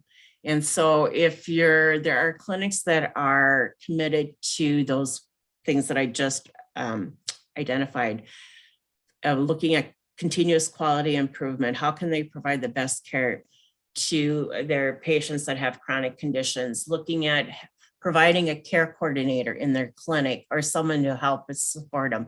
So if you wanted to find out a clinic that is a certified healthcare home, you can go to this website and you can see, you can put in by location and you can see who is involved in the program here. So there are opportunities to look at improving the healthcare experience. If you're working in a clinical setting, they offer some training for how to specifically support children and families with autism, how they can best communicate with the person, how to be culturally responsive. So, and then go to the next slide. I know I'm going fast, but just the idea of there are clinics that are very committed to making sure that they have a quiet wait room, or you have the ability to have your child roomed immediately. I mean, I've even known of a doctor or two that have gone out into the parking lot because the child wouldn't get out of the car. So I think those are all things that you can think about and talk about with your provider to help support that. Next slide.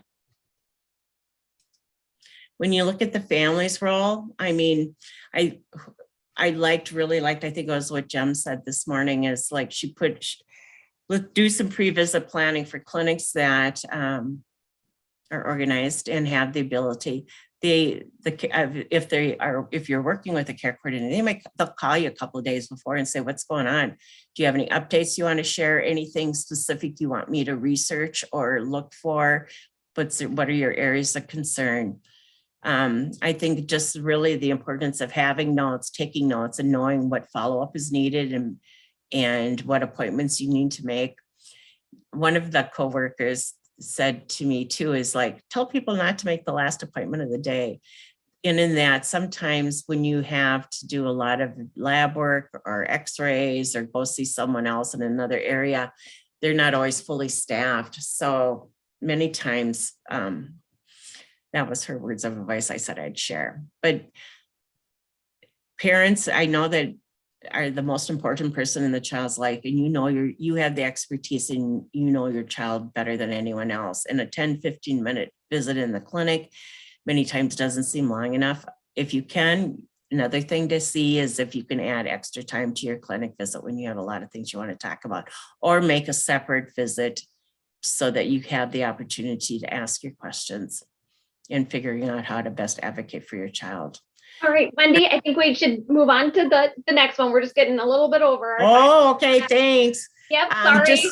No, I will zip through them. Well, I think we should probably just send out the rest of the slides to the group and make sure everyone has it. Just because we're at 10:32 and I want to make sure. Is it? Yeah. Well, can I just make one more? I'm going to make this one more comment. Sure. Just transitions. Okay. Just understand my word of advice here is understand that the child, family, you're critical. People are going to come in and out of your life. Doctors leave. You may change doctors, clinics, therapists change, and it's the reality. And it's sort of like, what information can you share and know to move forward?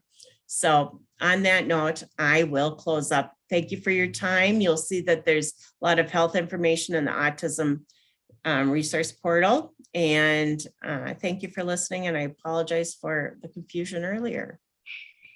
And just as a reminder, we will send out the slides. I know there's been several questions about that, but everyone will get all of the slides, and you can also check out the recording anytime on the YouTube channel. We'll put that link in there as well. But Erin and Kate, take it away.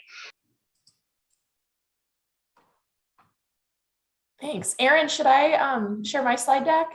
Yeah, why don't you go ahead and you're up first, and then I'll just give you the cue as I go later. Sounds good. Let me just get this set. And thank you, Wendy. All right. Well, good morning, everybody. My name is Kate Croswell-Dole, and I am an early childhood special education specialist at the Minnesota Department of Education. Prior to coming to MDE, I worked as an educational speech and language pathologist in both early childhood special education and at the elementary school level. At MDE, we like to start our presentations with this slide as a reminder that the content should be keeping one or more of these 10 commitments at the forefront. And I think this presentation supports MDE's commitments to prioritize equity and to start early. Prioritizing equity means that we're setting and communicating a vision and targets for high outcomes for all learners. And starting early means that we're supporting our learners and their families early on. Now, one thing that is often confusing for families who are seeking services and supports for their child is that there are two pathways for identifying autism spectrum disorders. One pathway is through a medical diagnosis, and the other pathway is through an educational determination. And I'm going to talk a little bit today about the process for the educational determination of autism spectrum disorders. And I'm specifically going to talk about the process for infants and toddlers prior to age 3. And I want to note at this point, I'm going to be speaking quite broadly about the early intervention process today. But if there's anyone in the audience who wants to really take a deep dive into all of the requirements that go into the process, I'm going to refer you to these webinar slides, and they're hyperlinked on the slide deck. So when the slideshow gets handed out, you can go and view those webinars, and we take a really deep dive into all of the requirements. So, all right. When we talk about early intervention, you will often hear the term Part C. And Part C refers to the portion of the Individuals with Disabilities Education Act, or IDEA, that regulates the services provided to infants and toddlers from birth to age 3 and their families. There is a separate system for children over the age of 3 called Part B, and I believe Erin is going to talk about that later. Another important piece of information is that Minnesota provides Part C early intervention services at no cost to families through local school districts. Families don't often think about interacting with their school district when their child is so young. So it may be surprising for some people when they discover that they will be working with a school district program during this process. And the intention behind Part C of the Individuals with Disabilities Education Act is to identify all children who need intervention as early as possible so that we can give our youngest learners and their families equitable access to the supports they need to improve their outcomes. And referrals are a critical part of that identification process and the first step in linking a child and family with their resident district's early childhood special education program. So parents, friends, family, and professionals with concerns about a child's development are able to refer a child, and there are some professionals who are required to make referrals. And you heard a little bit about Help Me Grow in the previous presentation, but referrals are received by the local district, whether they are made through the Help Me Grow portal or directly to the district's early intervention program. I've linked the website and included the phone number for Help Me Grow on this slide. And one thing I want to talk a little bit about is that we frequently see some confusion out in the community because people think that Help Me Grow is the program that actually collects the information and provides the services. But it's really important for people to understand that Help Me Grow is an electronic referral portal with a few resources attached to it on the website. And that portal links the child to the resident school district, and it's the local district that is responsible for responding to that referral. And one way, in case any of you are practitioners out there that are working in school districts, we really encourage you to help families understand that it is the school district that they're going to be working with during this process. And like I noted, there are some really nice resources about child development on that website, and I would encourage you to take a look at it if you have not done so. So let's talk a little bit more about the process. Once a referral has been received by the district's early intervention program, that program has 45 calendar days to determine whether or not a child is eligible for services under Part C. And this is achieved when data about the child indicates that he or she meets state criteria for one or more of several possible disability categories. And one of those possible disability categories is autism spectrum disorders. If a child is eligible, the program must also complete what is called a child and family assessment and conduct a meeting with the family to develop a document called an Individualized Family Service Plan, or IFSP, within those 45 calendar days. So as I noted before, the first step following a referral is to make a determination about eligibility under Part C. And depending on the information the early intervention program receives with the referral, there are a few different approaches to this process. The ECSE program may propose to start with a screening. They may propose to move directly to evaluation and assessment, or they may have enough information to determine the child is eligible for Part C services. And I'll talk through each of these options briefly. So screening is the first option that a program might choose when there is very little information that accompanies a referral.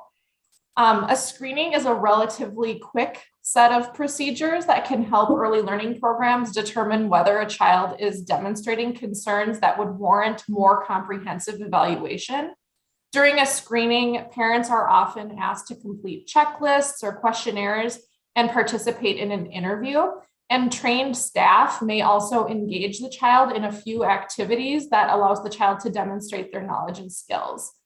If a child receives a passing score on a screening, comprehensive evaluation usually is not indicated. And screening is not a requirement of the program, but it certainly has the potential to save time and effort by helping avoid unnecessary evaluations. when referring a child, it's really helpful to let the ECSE program staff know right away if a child has already been screened by a doctor or as part of another program, such as Early Head Start. When parents have the screening results, it can also be really helpful to provide a copy of those to the ECSE team as soon as possible following the referral. If parents don't have a copy of the results, the ECSE program may ask the parents to sign a consent form that will allow them to ask the doctor's office or the other program where the screening was done for a copy of the results. And we at MDE really encourage ECSE programs to accept screening results from community partners just to avoid duplication of efforts. An initial evaluation as part of the identification is the next step, and it must be timely, comprehensive, multidisciplinary, and conducted in a child's native language if possible. Timely for this purpose means that it's completed within those 45 calendar days that I mentioned. And a comprehensive Part C evaluation requires that the team address all areas of child development. So that means the team will look at cognitive development, so a child's thinking skills, their physical development, how they use their big muscles and little muscles, and that also includes vision and hearing. They'll look at the child's communication development and their social emotional development, as well as their adaptive development. And adaptive development refers to kind of those self-care abilities and functional skills. A child is eligible under Part C when evaluation results indicate that they meet state criteria for at least one disability category. And I mentioned that there are several, and we'll talk about the different disability categories in a few slides. The final option for determining eligibility is through a process called adopting, which is the option a program could choose if there is documentation of a medical condition or documentation of previous evaluation results that establish eligibility. There are a number of medical diagnoses that automatically qualify a child for Part C early intervention services, including a medical diagnosis of autism spectrum disorders.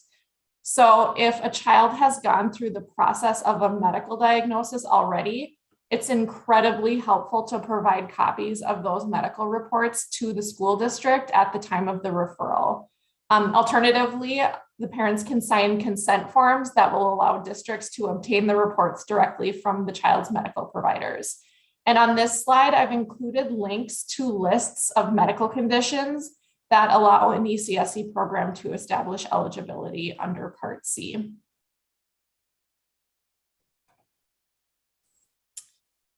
All right, so I mentioned that there's a number of categories. In Minnesota, there are a number of options that can be considered as part of the eligibility determination in Part C, including autism spectrum disorders. Another category that is commonly considered during the identification process is known as developmental delay. And here I want to talk a little bit about something that we at the Department of Education hear from early learning practitioners a lot. And that is a hesitancy to bring up the topic of autism with families when children are so young. Infants and toddlers who may be eligible under the disability category of autism spectrum disorders often also meet the criteria for developmental delay.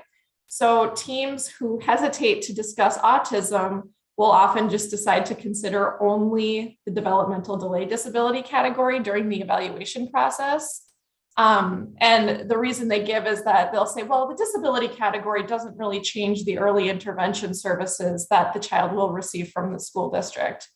But for any practitioners or programs out there, I think we have some food for thought that we would like to offer. First, we have an ethical obligation to ensure that families are making fully informed decisions for their children. If we as professionals observe signs of autism, we should be having discussions about what those signs could mean and make every effort to make eligibility determinations that are the best fit for the child. It's not really our role to decide when a family is ready to hear important information about their child. Second, we're at a symposium that is intended to share all kinds of information about the many resources and supports that become available to children once they have been identified with autism. And when families have not heard the word autism, they may not seek out these additional resources and supports that could be beneficial and necessary in both the short and long term. And finally, just consider that the term developmental delay may also imply to families that their child will grow out of any areas of concern. And we know that autism spectrum disorders is a lifelong diagnosis.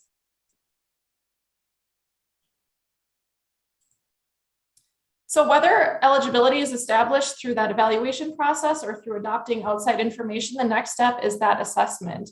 And Part C requires that both a child and family assessment occur.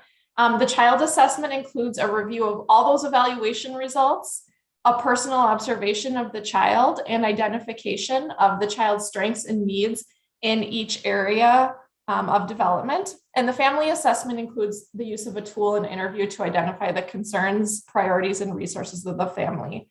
Part C is very unique in that family priorities really drive the development of the outcomes that are written in the IFSP. As I mentioned earlier, the final step in the 45 calendar day identification process is the development of an IFSP. And this is the document that really guides services. And it's quite different from an IEP, which Erin will talk a little bit about in a moment here, in that it really focuses on building the capacity of families and caregivers to help the child meet outcomes that are based on those family priorities. Early intervention service providers most often work with the child and his or her caregivers in the natural environment, which is a place where daily routines and activities typically occur. So in other words, early intervention providers often come into homes to provide coaching to families. And it's quite different from the way special education services are typically provided to children over the age of 3. Every IFSP team will include a person called a service coordinator whose role it is to assist the family in accessing services and ensuring their rights. So if you are a family who is currently or may someday be involved with early intervention, please know that you should always reach out to your service coordinator first if you have any questions or concerns about the IFSP or feel that you're in need of some additional resources or supports. And we mentioned that this symposium is highlighting many of the resources that are available to families, and it's a service coordinator's role to help connect families to those resources. The last thing I want to note is that the final step is that everything that we do in early intervention requires written consent from parents. What I have linked here is just a copy of what are called Part C procedural safeguards, and that is all of your rights as a parent when your child is eligible under Part C, and that is hyperlinked. So you could take a look at that a little bit more closely. And that concludes my section on Part C, and I've included the email address for our mailbox, and I'll turn it over to Erin now. Thank you very much, Kate. I will share my screen 1 second here.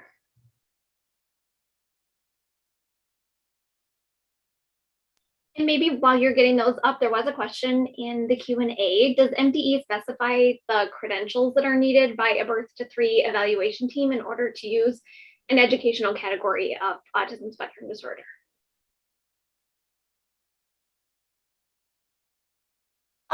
So there are the people that are considered qualified typically have a license either through PELSB, which is the educational licensing board, or they have PTs and OTs are licensed through a different board.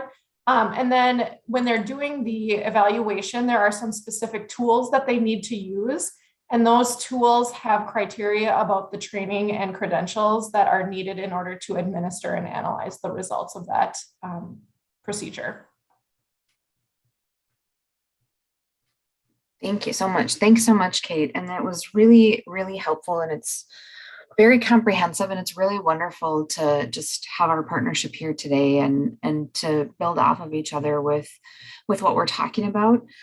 Kate did such a wonderful job of really getting to a lot of the details of that of the Part C, that I'm going to really, Part B goes very broadly, and I'm going to be just really giving a broad overview today because we don't have a whole lot of time and there's a lot of reasons. So I'm Erin Farrell. I'm the ASD specialist here at the Department of Education. And I'm also the parent of 3 children, one of whom is also on the spectrum. And so a lot of the things that we're talking about today, I've also gone through as a parent. And so I just want to share that all with you, that I'm also navigating that myself. And many of us here working for the state agencies are also, as well, as Wendy shared it earlier too. So what I just really, like I said, want to give a few broad things that we're looking at in special education. So like Kate said, when there is an evaluation for a child, it doesn't have to be continued from Part C. I know that bullet is a little bit farther down there, but the services that we provide, kindergarten through 21 and 3 to 5 as well, they don't have to be a continuation from services that were received at any point previous. You don't have to have a medical diagnosis to seek special education services, and vice versa. You don't have to seek a medical diagnosis if you have already been receiving special education services. That is a choice that is up to each family, you know, what services they want. And we have lots of information we're going to share later. What services you want and you seek are going to depend on, you know, if you meet the educational determination, or if you have that medical diagnosis. They're different things. So today right now, I am talking about special education services. And so to receive those, there's going to be a comprehensive evaluation, just the same as what Kate was talking about, in all areas of suspected disability. And when we talk about this, we're talking about the disability categories that children can qualify for. And so in Part B, there is no longer that developmental delay. That is only a category that is given in Part C. And the categories do change, but they look at, sorry. Developmental delay can be used until age 7. Right, that's what I meant. Sorry. Oh. Thank you for that clarification. Thank you. And so they're going to look at all disability categories as well. So, and there's been a lot of work, Kate, thank you for interjecting with that, because there's been a lot of work done to clarify all of that, and the age of qualification for that changed a little bit with COVID responses and things like that as well. But when you're receiving services on an individualized education program, it's going to include a multidisciplinary team and a case manager. It's also going to include the family and caregivers as well. And again, these services are provided at no cost to the family or caregivers. Just want to make sure that you know that doesn't change.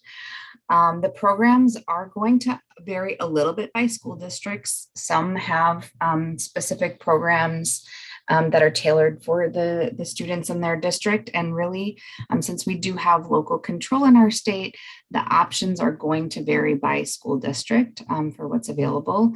And the services will be provided in that educational environment. So sometimes in the 3 to 5 age category, we still do have some students will receive some services in their home, but the educational environment is really determined, you know, by the team, which is mostly going to be in the school environment in these services.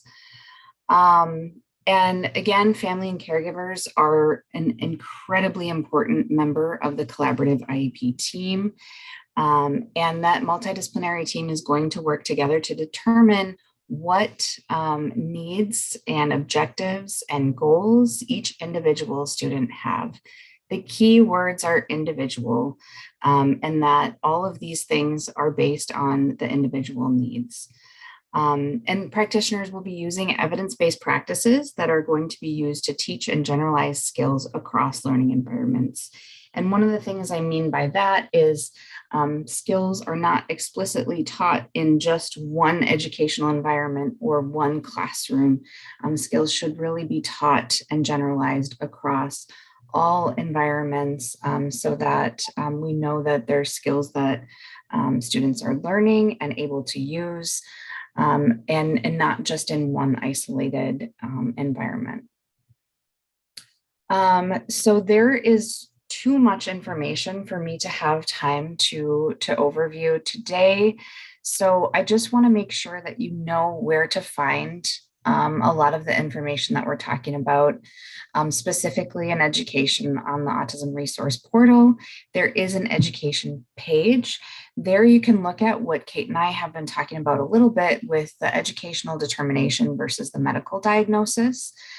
There is a document that overviews that because there are a lot of different things to know about that. There's links to resources in early childhood, as well as youth and young adults and transition planning. You're going to hear from our colleagues about that, and post-secondary education as well. Any cultural education resources and collaboration resources for schools and across providers are going to be on there as well. So definitely go to the portal and look for any specific information that you are looking for. But what we really wanted to focus on today is that today is about sharing information. And so we all have an obligation to share information, and that's why we're talking about all of this today.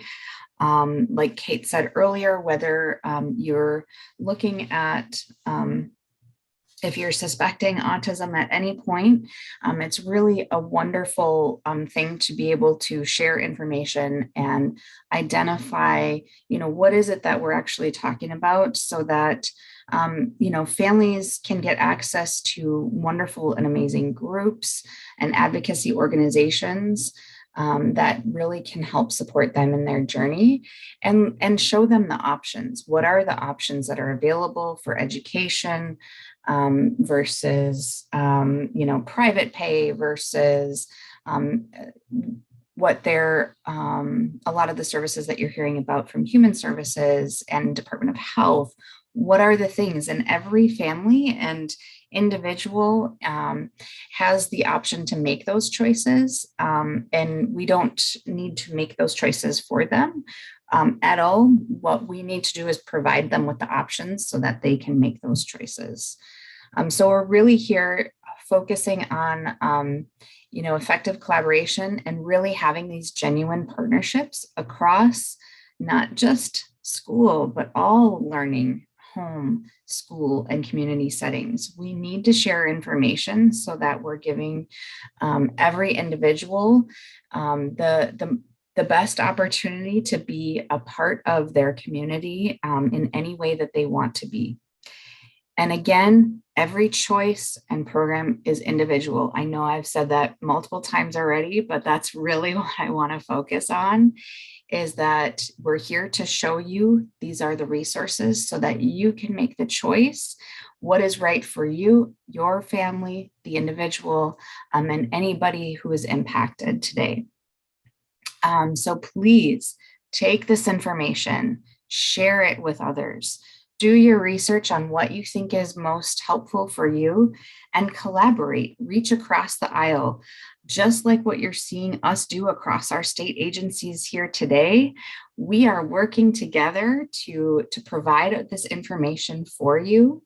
And we want you to do that as well. Reach across to those who are in other disciplines, to those who are in other roles, to those who are working outside of your typical environment, and collaborate with them. That is what is going to make this environment the most successful for all of the individuals that we're talking about here today. And so again, we just want to make sure that you have early and accurate identification. Very important. Both of those things have to be together, early and accurate, and have all the information and collaboration so that each family can make those decisions. And so if you have any questions, here is my email. And I believe I have some colleagues that are taking over now, so I'm going to end this. But I just wanted to also say very quickly, thank you for your commitment in being here today. This means a lot to all of us. We have had a great response for our participation here today, and we're just very excited that you're all here with us. So thank you so much.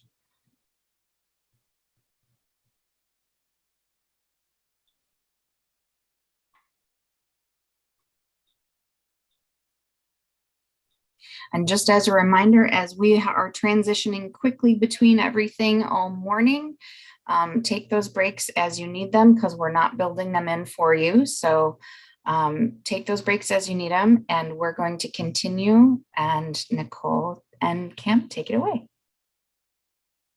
Thank you, everyone. Again, my name is Nicole, and I'm going to kick things off over to Kim to get us started. Thank you so much. So we'll just dive right in, because I'm learning from the previous two that we are rushing through things. So high level overview of what the Department of Human Services is.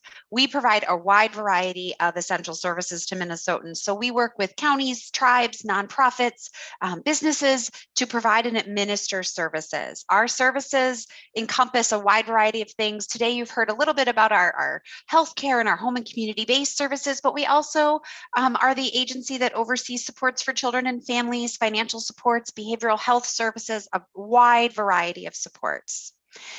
We are, go to the next slide, we are one of the largest state agencies, and we serve people in all 87 counties and in 11 tribes. More than 1 million Minnesotans receive services from DHS every year. And currently, Minnesota Medicaid supports over 31,000 people with autism. Among all of these people that we support through these various programs, whether it be child support or child care or health coverage or services, are your grandparents, your neighbors, your friends, your relatives, classmates. DHS touches a variety of lives. One of the resources we wanted to highlight today and just make sure everybody is aware of is the Disability Hub MN. So the Disability Hub is a partnership with DHS to provide opportunities for people with disabilities to connect with resources and services, regardless of the type of disability, and actually get a human who can help support you. We are always available to reach out to and to connect with too, but the counselors on the hub are phenomenal. And because I don't particularly like to necessarily talk to people on the phone, their chat and email options are amazing for me. I really enjoy having to just being able to chat a quick question. We're going to talk about a variety of the resources that are on the hub today, and later this afternoon when we talk about our Charting the Life course tools, and when we talk about our transition and services and chat about employment opportunities, we'll reference the hub again. So just here's your quick today's introduction. If you've never visited the hub, I'd encourage you to take a look today. So we'll dive into healthcare coverage. One of the largest services that DHS provides is the administration of Minnesota Medicaid and or Minnesota Care. And that is done through a variety of opportunities. So people can get healthcare coverage in different ways in the state of Minnesota. So some people get it through their employer, right? It comes through their employer, or perhaps they buy it through an insurance broker. But a lot of people access their healthcare through MNsure. MNsure is kind of the portal to accessing care and determines what type of health insurance individuals might be eligible for, including potentially some of our market plans that are on there. However, there are public health insurance options available through MNsure. And so that's Minnesota Care and medical assistance.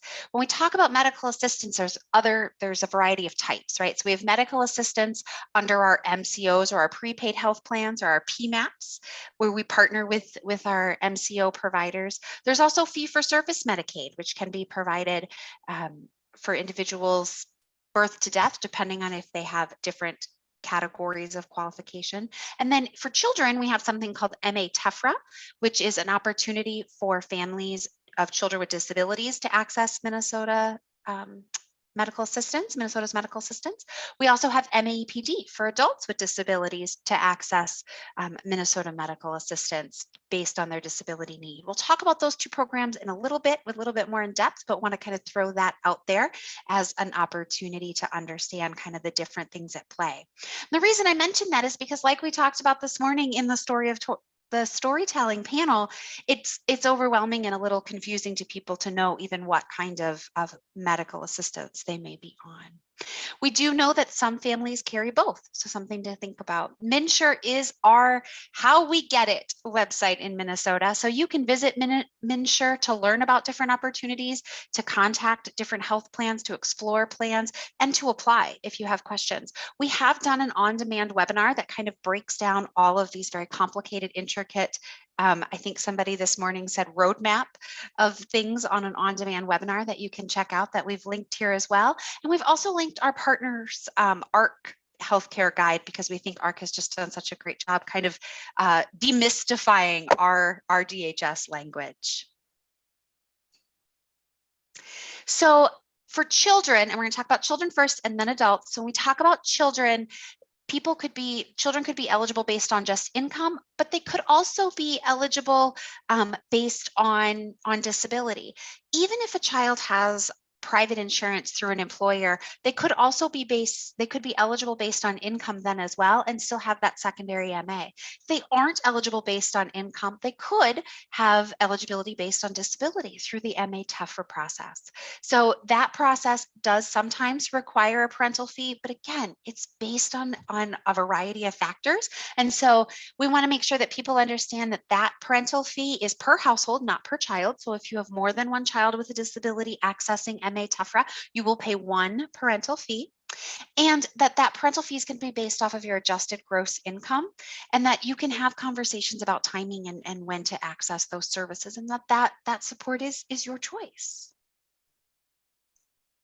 When we talk about medical assistance for employed persons with disabilities, or MAPD, we're talking about the opportunity for people with disabilities who are adults to access and are working to access MAPD to have coverage in the medical assistance program. So again, it pays for the same services as standard MA, could be the only insurance or the primary insurance, or could be a secondary, depending on the individual situation. And the Disability Hub is very good at explaining the details of MAPD. So if this is something that you've never heard of before and you're thinking, oh my gosh, this might be a really good fit for me or someone I care about, I'd encourage you to give them a call and have a conversation. Great, thank you, Kim. And next, Absolutely. I'm going to share a little bit about accessing those services and supports that many of our community partners help us provide. So the main way that you're going to be able to determine the different services that might be right for you is through a MnChoices assessment. MnChoices is a single, comprehensive, it's a web-based application that really integrates many different assessments and support planning tools into one assessment. These are administered through our lead agency partners. And really the MnChoice will help you think about your strengths, your individual interests, what your goals are for your life, what you want to accomplish, And then also think about, what are some of your challenges? What are the unique barriers for you? What are some of the concerns that you have? So some, families and individuals might want to see increased participation in the community, finding some social engagement opportunities. Some families have concerns about their loved ones eloping. That can be a behavior that we see for several children with autism that can be a concern. And so really noting any of those specific concerns and really outlining what might be some of the supports that might be able to help you address some of those behaviors. But we really want to take into all of those different factors as part of the assessment so that they can develop a support plan that is right for you and your family. So it's very helpful to help prepare for that assessment ahead of time to list out some of those supports that you might need, accomplishing some day-to-day tasks and those everyday activities. Also write down some of the questions that you have. It can be overwhelming during the actual assessment to remember everything and be answering all of those questions. So make sure that if you do have questions, write those down and someone will be sure to get those answered. You're also welcome to invite an advocate or a family friend to that assessment, and they can also help you, get those questions answered or take notes for you during that time. And there's also a great steps to get help on the MnChoices assessment guide that also walks through a little bit more about what to expect. So more ways that the MnChoice assessment can help. It can really help understand your unique strengths and what your needs are. It can also identify some of the gaps that might be present in some of the services. So you can talk about what you're currently accessing, but then that support planner will also be able to outline, here might be some other ideas of some different services that might be right for you. And it can also determine some of that, help identify your eligibility for medical assistance. And then identify any services and supports that might be unique to where you live. That's why often, this is done by someone in your local area that can, be familiar with the different services and supports that are there and available in your local communities. It can also help access publicly funded programs such as the Waiver programs. So this can be really important. I know we started that discussion earlier during the Power of Storytelling panel and talked a little bit about what the waivers are, and Kim's going to go into more detail about the services. But often to determine your eligibility, that first step is requesting that MnChoices assessment.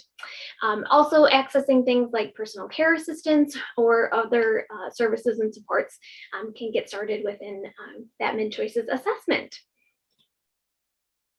So after the assessment, you can expect to hear from your assessor, and they will summarize the interview and all of the results, and they'll discuss your eligibility options and outline the services and supports that might be helpful to you. And then you'll receive a copy, a planning worksheet that outlines those different services and supports that you might be eligible for, and get a written copy of that support plan. We also encourage you to take a look at the Minnesota Autism Resource Portal. We do outline several of the different service programs. I think it's always helpful to be empowered with some of that knowledge yourself and be aware of some of the different service programs as well. So you can ask about those types of services when you're going through your MnChoices assessment. And those go from the early intervention through behavioral health, crisis services, more on the waivers, and also into home care, personal care services, grants, respite services, case management, which can be so helpful to help walk through these different services and supports options. We also have resources on how to create more culturally responsive services, how to access some person-centered planning tools and services. Again, some of those resources can just really help you to think about what your goals and what your vision for your future might be, and how you can communicate those goals to the support planners that you're working with. I'll turn it back to Kim. Thank you so much, Nicole. And we are feverishly answering questions in the chat as well. So keep sending those in as you have them. So when we talk about waivers, people say, oh, my child has a waiver, or I'm accessing a waiver. What we're really talking about is a variety of supports that can support a person to live the life that they have envisioned for themselves. So when you're getting a waiver, it starts with that Min Choices, like Nicole talked about. That Min Choices is available to anyone in Minnesota. Even if you're not on MA yet, you can access that Min Choices assessment if you're not sure what you need. It is a wonderful tool to help you kind of envision what you might be supportive for you. These variety of services are available across the spectrum. If you already have a case manager or a Min Choice assessment, call that individual that's supporting you and have that conversation. If you're not even sure if you want to look at these things or what they could potentially be, check out that Minnesota Autism Resource Portal under services. We've listed out a whole lot of stuff in there, but we also really include the links to kind of break it down so you can see what might be helpful for you. We're going to talk a little bit today about the different services that may be available in a waiver. I want to be really clear, when we talk about waivers, they are individual. What individuals access is based on their Min Choices and what they need. So there is no perfect, service for any one person. It is based on the individual needs of the person. One of the services that people may access are employment services. Minnesota is an employment first state, which means we're committed to ensuring that people feel confident to explore employment first in a competitive and integrated employment environment. So we have lots of resources to help facilitate that. This afternoon, we're going to dive into some of those transition components at one of our 2 o'clock workshops. So come to that if this is an area for you. And Voc Rehab is going to talk more about how they support employment. But on the DHS side, we support employment by having services in employment available on our waivers. You can learn more about that at the Disability Hub or DB 101, where we talk about a lot of these benefits as well. So we also want to make sure that people are aware that we have housing resources available to support people in identifying housing support. So we have HB 101, which is basically the housing version of DB 101, which can talk about exploring different housing. We have some information about how the waivers can help support environmental accessibility.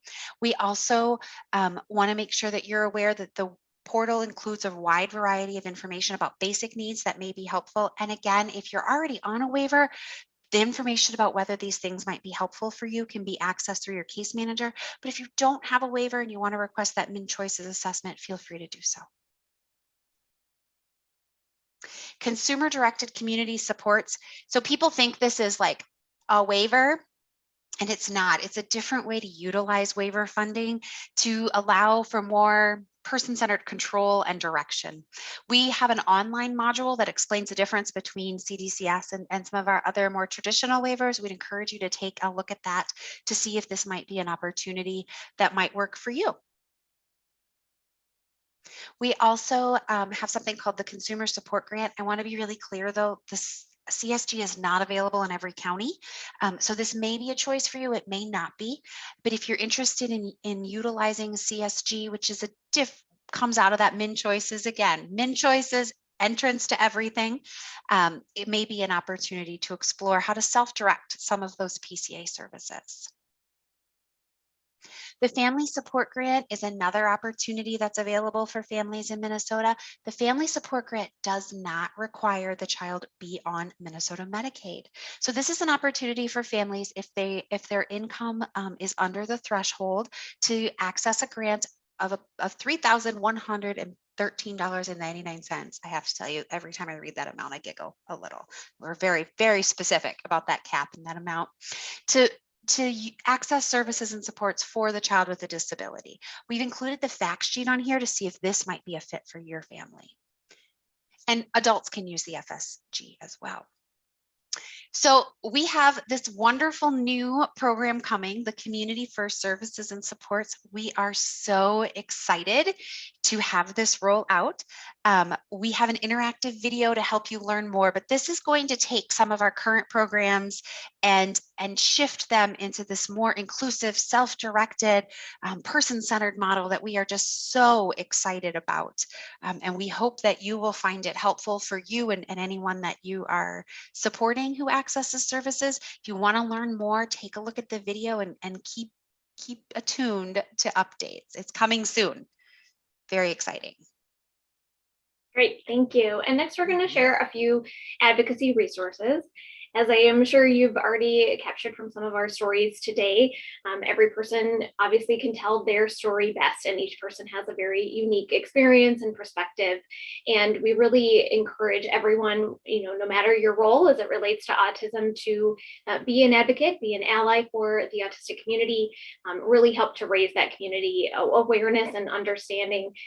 That's where we will see greater inclusion in our communities and for everyone to feel welcome. So advocacy can help others understand what those specific needs are. I mean, we learn things every day. I know I've already learned several things from the presentation this morning.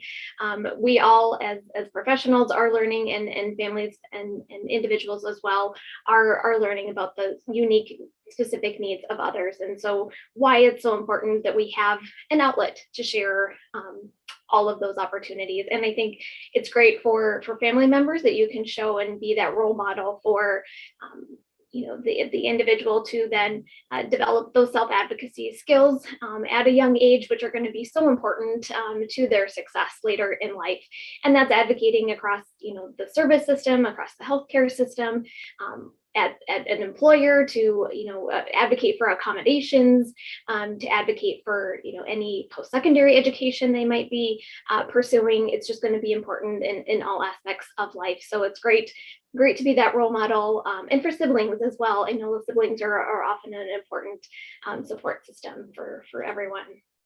So some advocacy opportunities, we have some links here. The Minnesota Department of Administration has a council on developmental disabilities, and they provide information, education, training to help really build knowledge and develop skills to be an effective advocate. And you can sign up and be a part of that program and find some of their resources on their website. The Minnesota Council on Disability also has some more information and trainings on different policy, and oftentimes policy is a huge aspect of how services get adjusted and changed into the future. So it's important that our policies and our laws in Minnesota are formed from the voices of the people that are accessing our services. And so why it's so critical to participate in some of these opportunities. The Partners in Policymaking, it's really designed for parents of children with developmental disabilities and adults with disabilities to work in partnership with our elected officials that can really help move forward some of those positive changes. And hopefully you'll see those impact in the way that you live and your work, and how future generations might also be able to access services can be impacted by the Partners in Policymaking opportunity. So I know we have some on the call today that have been a part of that program, so we encourage others to also take part in that. Other opportunities for public participation, we're always inviting stakeholder involvement and feedback into the programs and, again, the policies that we're developing. So we often have public comment opportunities and different surveys that are sent out. So we encourage you to get signed up for the e-list that go out. We have actually an autism specific e-list that you can sign up for, and then you will get those notifications. And so you can answer some of those surveys or answer public comment opportunities. And again, that just helps us inform our policies going forward. There's also advocacy groups, a number of task forces and different councils, and there's a link there that you can explore some of those opportunities. DHS also puts other current public participation opportunities on their website as well. And then we also, as the early intervention, Kim and I team, we host community conversations every other month on different topics I mentioned at the beginning of our welcome as well. And so those would also be opportunities to share your perspective and your story there as well. So we also have a number of different links to advocacy and support groups and different organizations that help support individuals and families. And so we have all of those linked on the portal. And as some of you have shared different resources today, we encourage you to also use that contact us form on the portal to get those resources shared so we can get them added onto the portal as well, so others can access them, especially if there's something, you know, within your local community or your region that we might not have heard about. We would definitely like to include that resource. But you'll also see the ARC of Minnesota, Parent Advocacy Coalition for Educational Rights, or PACER, both very prominent, very helpful advocacy organizations. And you'll see, and PACER's had included some slides for us during the lunch hour if you'd like to check those out and learn a little bit more about them. We also include links to several support groups, and same with this here. If you have others in your community that you're a part of that you find helpful, or if you're looking for one in your local community, I encourage you to check out that support group link. Autism Society of Minnesota, of course, one of our very close community partners, has several resources and social skills groups and camps and wonderful workshops and opportunities for people to join. And Family Voices of Minnesota, they provide excellent peer-to-peer support and connect families that are impacted by autism and also other healthcare conditions. So we encourage you to check out a couple of those opportunities.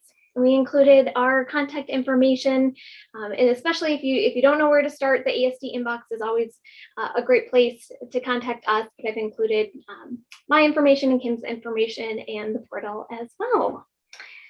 So I know we're gonna switch over here to our next presentation.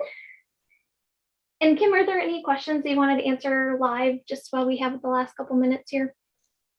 So I've answered a few in the chat, and reminded some folks of some different things that have come through. I do want to say we have a question about trauma informed, and I'm not sure if that was in relation to education or to us. I can't speak to MDE. The question came in at 10:50, so I'm not sure. But I can speak to DHS, and we are working really hard to improve access to trauma-informed training for all of our different types of service providers. We did do a specific training for our early intervention providers last year. We're going to do another one coming up this year. We're very excited about that. And we are offering trauma-informed trainings for a variety of our different disability providers that serve in different environments and opportunities. And again, the question came in at 10:50, so I'm not sure if it was about DHS or MDE, but I'll answer it from the DHS lens. So that is what I see right now, Nicole, and I see that Alyssa from Adhd is on with us, so I will stop talking.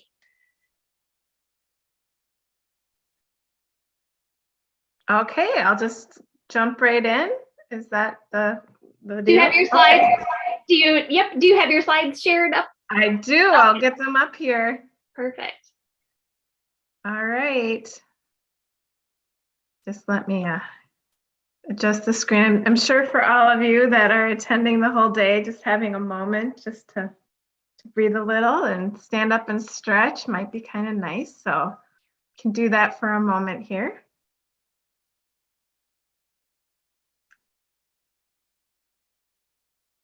All right. And I do see there was just one quick question. I'll just answer, Alyssa, before you start. So sorry.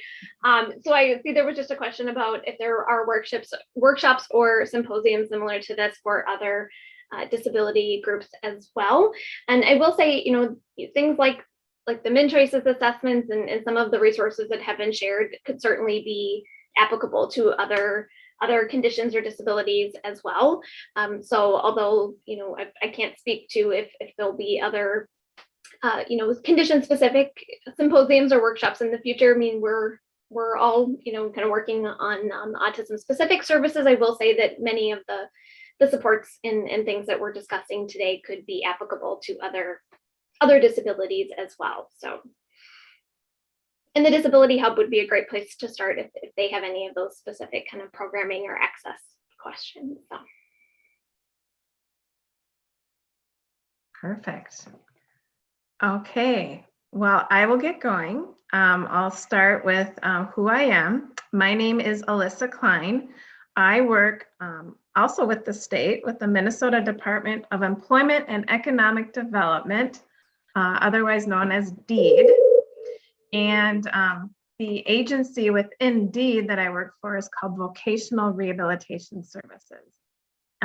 We serve all types of disabilities, so it isn't just autism specific, but we definitely serve persons who have autism. So happy to be here today to talk about our program. My role within DEED VRS is I'm our statewide coordinator for our services to high school students. So we serve high school students and adults, which I'll get into in my presentation today. So keep that in mind. I'll talk about that a little bit more, that it's youth and adults. All right. So as I said, we are a state agency. We provide employment services for people who have disabilities. And we're a division of DEED. And also it's important to know we have a sister agency called State Services for the Blind, or SSB.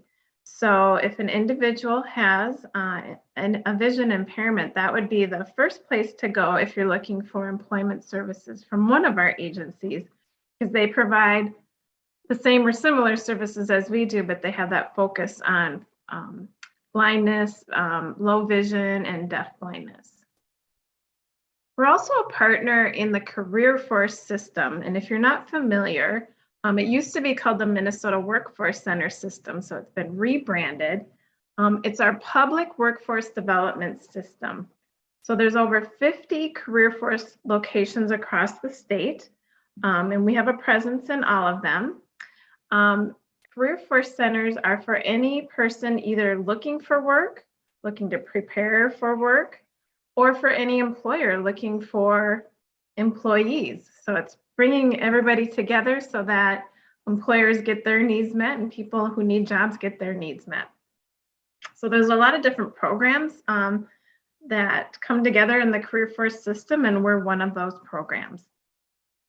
VRS, as I said, serves both youth and adults who have disabilities. We start as early as age 14, which is typically 9th grade. And then we go all the way through retirement whenever a person is looking at retiring. So it's a nice sort of lifelong program that people can access if they need it. And this slide is a high-level list of the services that we provide. At the heart of everything we do is career counseling. So getting to know an individual, understanding their disability, and understanding their strengths and their interests, and how we can help them create a plan for moving forward together. So we become a partner with the individuals that we serve. It's also important to know that we really encourage when parents, guardians, family members are an active part in a person's life, that we encourage their involvement in the process. Obviously, we want those that we serve to be able to make informed decisions about their future, but all of us need support in our lives. And when you have those support individuals kind of come along the way, that can be really helpful to the person themselves and us, so we can all work as a team.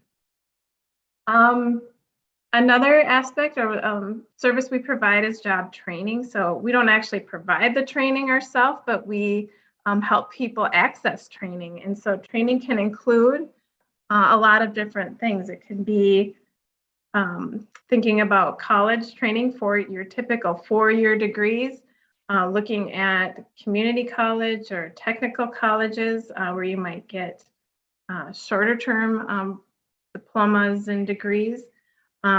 We also look at other possibilities depending on the interest of the person. So it could be apprenticeship, could be other short-term trainings that are offered in the community. So that's really important because statistics show that about 70% of the jobs in our workforce require some sort of post-secondary education or training. So we really want everyone to at least consider it, and especially when you're looking at the job goal that you have and what kind of training is needed.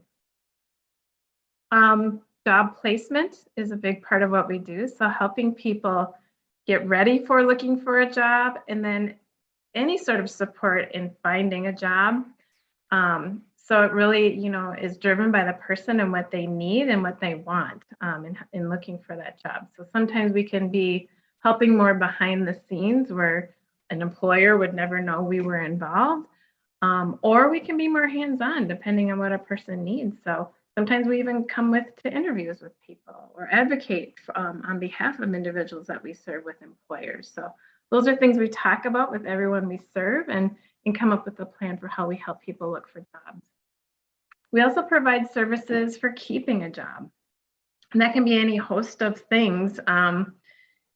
It could be assistive technology. So if there's certain things that a person might need to be successful, and assistive technology can be any sorts of things. It could be as simple as, a certain type of pen, or it could be thinking about what you need on your computer in order to access that. So we really can help people with considering assistive technology.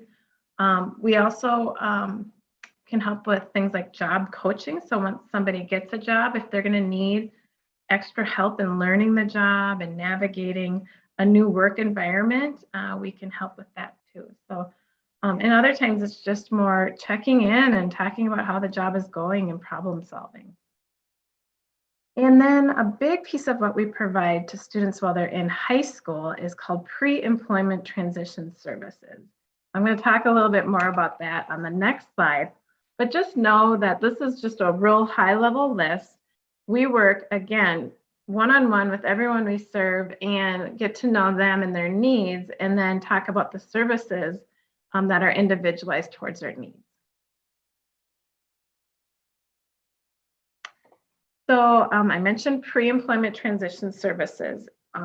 They are these 5 unique activities, which I will get into in a moment. We want to be partnering with high schools across the state to ensure that all students with disabilities that might need these services have access to them. So let's get into what they are. The first is job exploration counseling.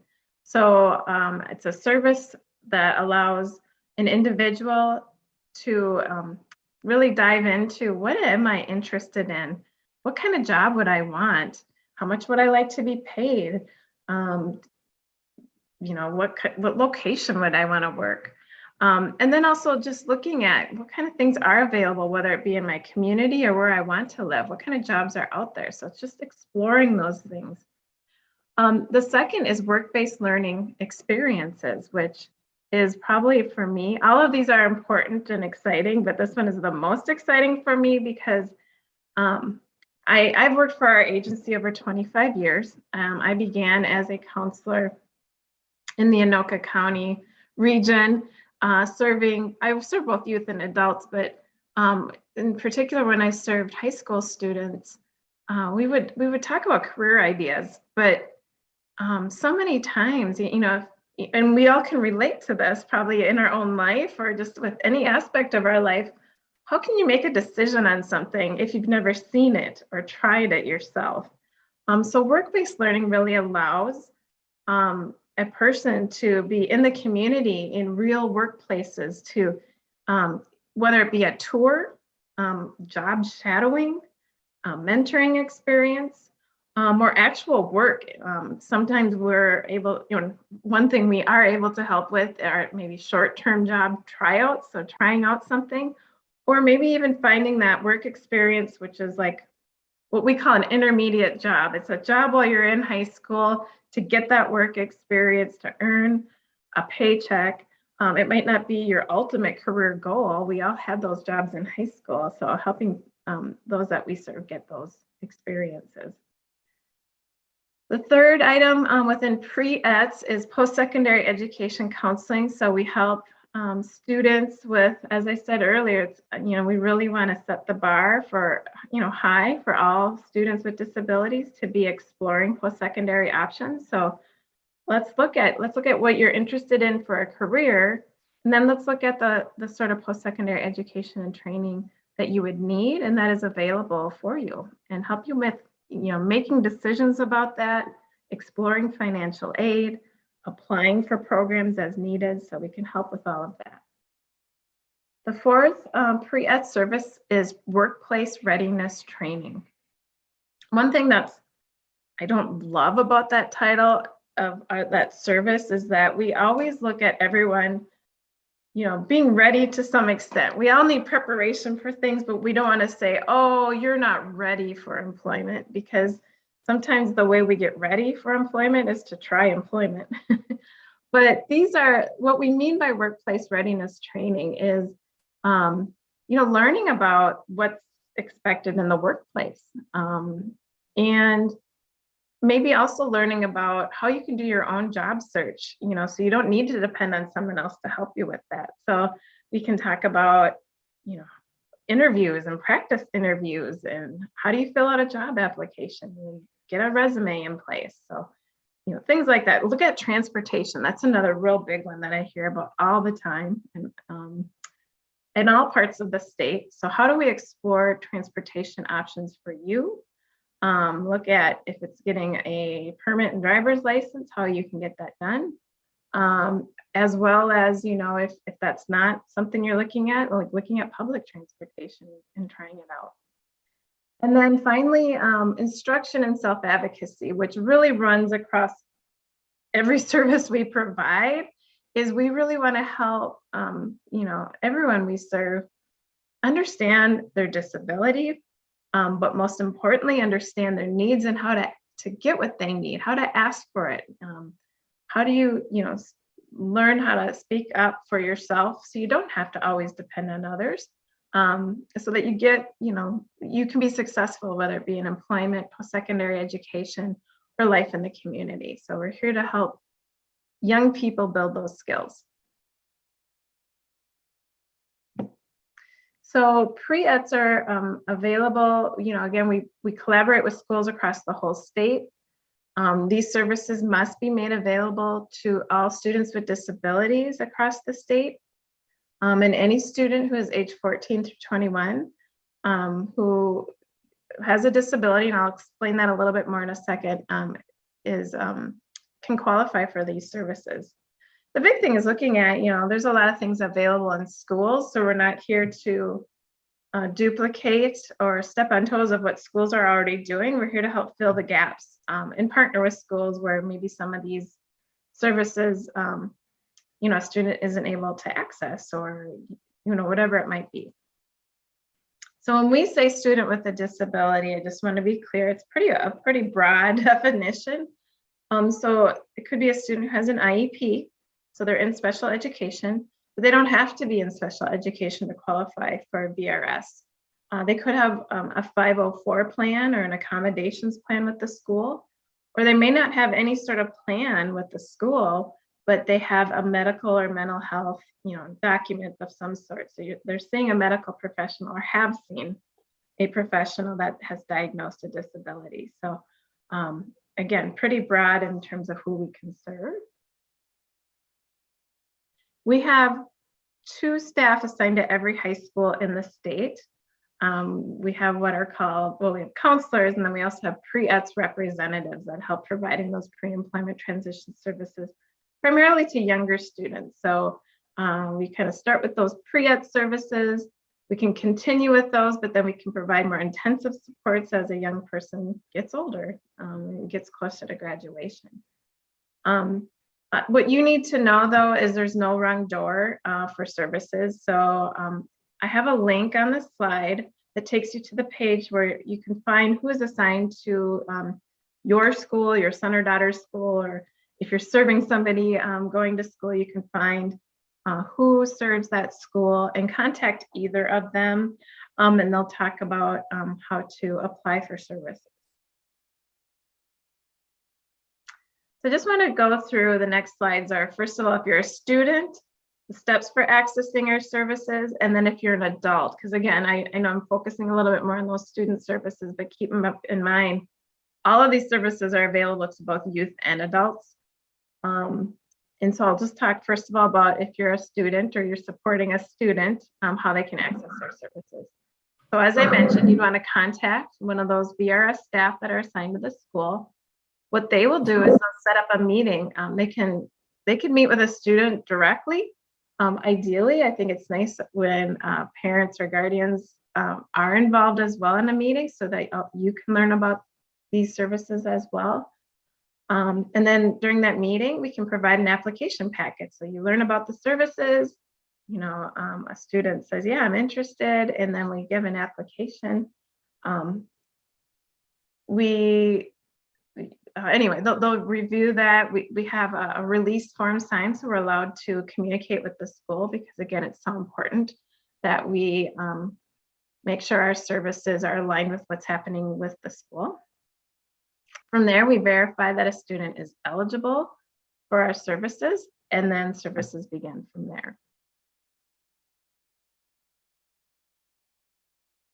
So I'll just say a few words. Once a student's determined eligible, best practice is that another meeting is held, ideally with primary school staff that is working with the student, and ideally a parent or guardian, or both, or one, or you know, whoever's working with that student, because when we can come together and I'll agree on, first of all, talk about what's already occurred in terms of planning for the future, and all of us talk together about what is needed and how we can, VRS can provide those services the best way possible, and how we'll communicate how those services are going forward is ideal. So that's basically what this slide indicates. I just really highly recommend that there's that communication and meeting so everyone's on the same page. Now adults, we have offices across the whole state. So it's a matter of just finding the office nearest to where you live. So I also have a link to our website, another page on our website where you can enter your zip code and find the office closest to where you live. And it's just a matter of making a phone call and saying, I'm interested in learning more about VRS services and possibly applying, and they will get a meeting set up for you to learn more and be able to apply for services. What is nice is we're able to, you know, we want to be very flexible in where and when we meet with individuals that works best for you. So if doing a meeting online, like we are doing right now, it works best, then we'll do that. If meeting in your home or meeting in a coffee shop or whatever it might be is what's going to work best for you, we want to make that work. So keep that in mind. I also just want you to be aware that we don't provide services just with our staff alone. We have a lot of partnerships, and we actually contract with over 160 organizations across the state that help in providing our services. So we provide funding to them and talk about the plans that we've made and ask and invite them to the team to help deliver services. So you might know already these terms, but CRPs are community rehabilitation programs. So they are programs that are have the expertise in serving individuals with disabilities and providing employment services. Centers for Independent Living are across our state. There's 8 in Minnesota. We're close partners with those Centers for Independent Living. So we bring them to the team, you know, based on what an individual needs and their choice.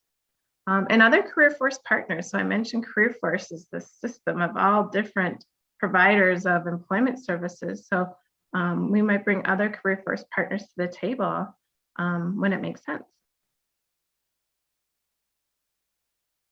So what I have on this slide, we have a short 3-minute video that you can click on. It's on YouTube.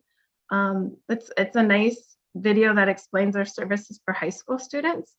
It's very nice for visual learners, so you can show it to a student. It's helpful for anybody. I like the video. I know I sound biased since I was a part of a team that helped put that video together, but I think it really gives you a good picture of how we serve high school students. And this is a flyer as well, a link to that flyer, so you can get more information there. And then contact information. So I have my email address. Feel free to reach out to me at any point if you have questions about accessing our services.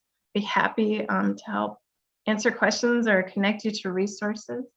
And then I also have our web link just to our main page on our DEED website. So that's all I have on VRS services. I think there might be a little bit of time if there are questions. Maybe others can help me with that if you've seen other questions come about either in the chat or elsewhere.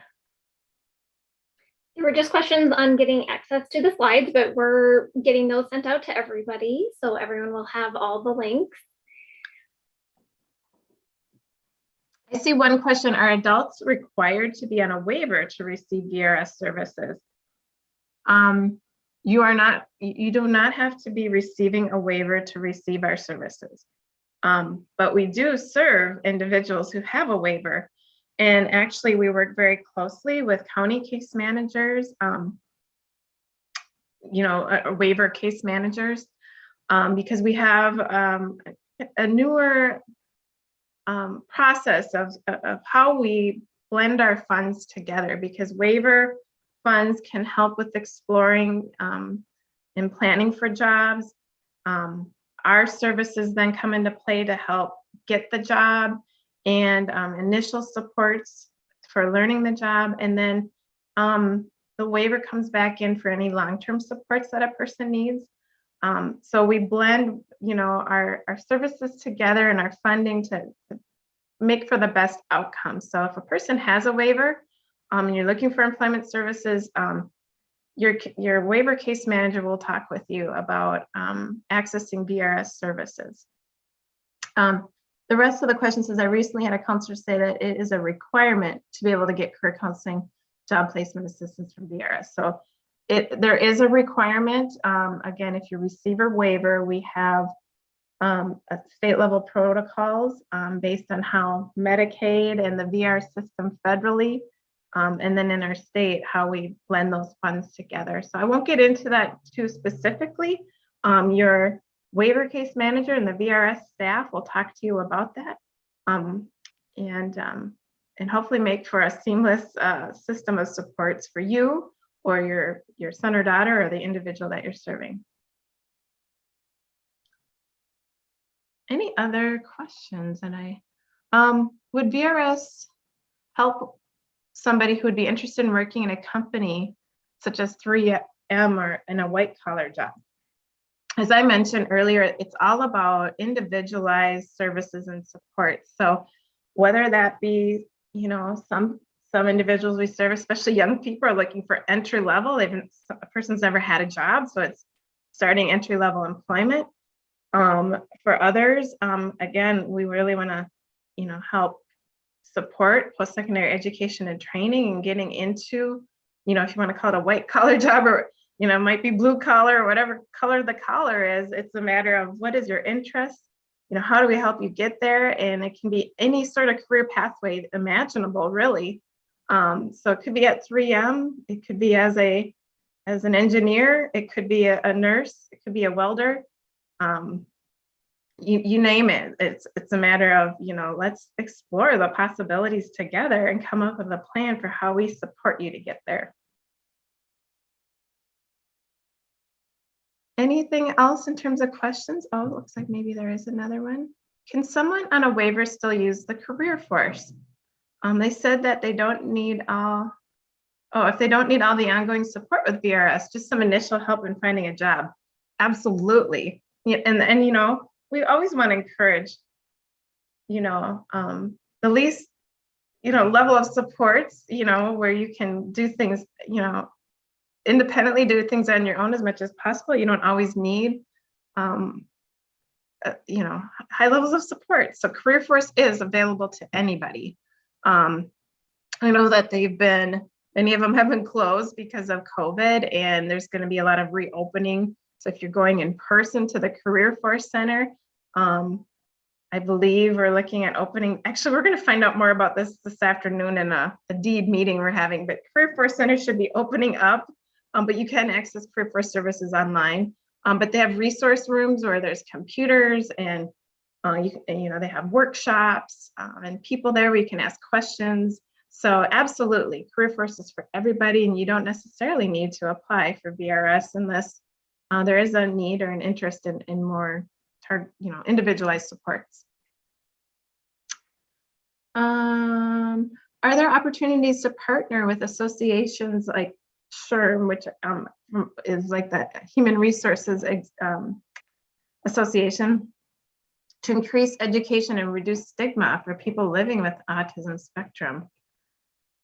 I think that my partner is on here, my coworker, Abby Wells Herzog, and I know she's done a lot in terms of things like that, are employer outreach, or how employers can learn more about hiring people with autism. I am on here. Hi, Alyssa. Hi, everybody. Yes, actually, we do partner with several businesses in Minnesota. We have specialists, we have placement specialists who will help employers find good fits for jobs they have available. And we also partner with the Autism Society and employers to help them learn more about autism from Autism Society, and then work with the employer to find good candidates for jobs. Mm-hmm. Yeah, so we are always, we have a lot of partnerships already, and we're always wanting to forge new partnerships. Again, as we're working with an individual, it's a matter of,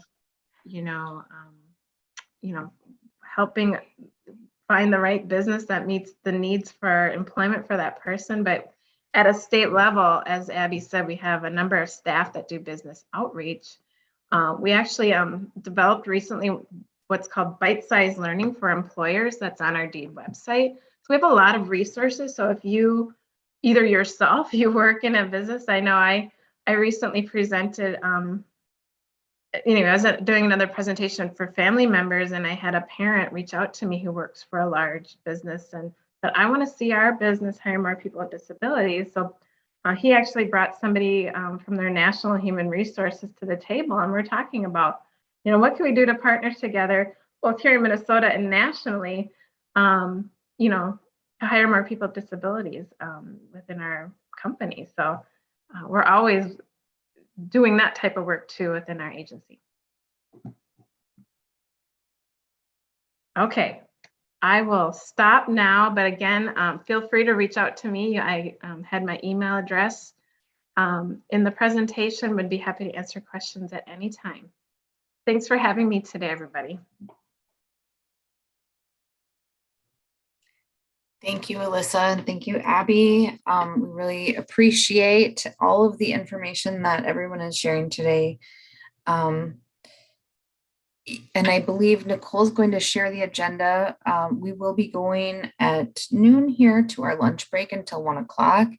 While we're at lunch, there will be a slide deck that will be rotating through until we come back at 1 o'clock.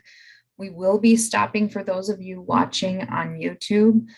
We will be stopping the stream for a little while, but we will bring it back up at 1 o'clock. Nicole, she's sharing the agenda. There you go. Yes, and we'll share this throughout the slides that we'll be scrolling with some of our community partner organizations that, again, we encourage you to watch and check out over the lunch hour if you have an opportunity.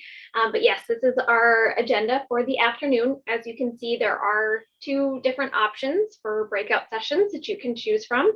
So if you're interested in any of those, on the left side of the column there, the first steps, the screening and acting early, the next stage about transition planning and employment supports in Minnesota, or the telehealth to improve flexible service delivery pathways for autistic children, youth, and adults. If you're interested in any of those, you can actually just stay within this WebEx setting and stay within after the lunch hour, as those will all be available there. If you're interested interested in any of those breakout sessions on the right-hand column, the early identification and referral, we're going to talk more about the educational determination and the medical pathway to services, and then also coordinating services across settings for children and youth, and then utilizing the Charting the Life course tools to plan for your future. All of those breakout sessions will be in a separate Zoom link, which I'll include here in the chat if anyone is interested in those. For more information, we have a full description of all of the breakout sessions at the agenda below.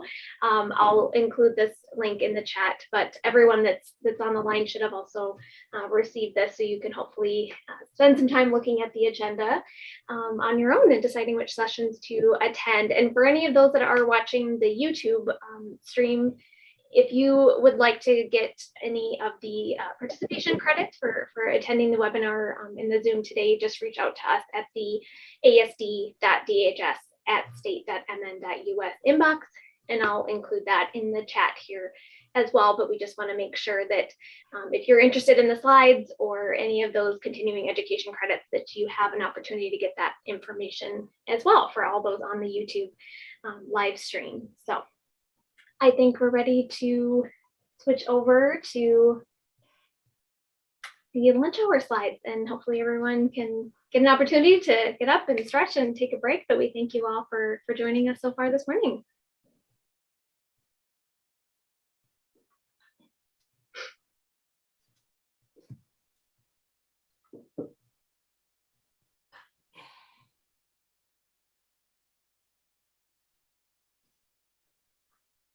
Kayla.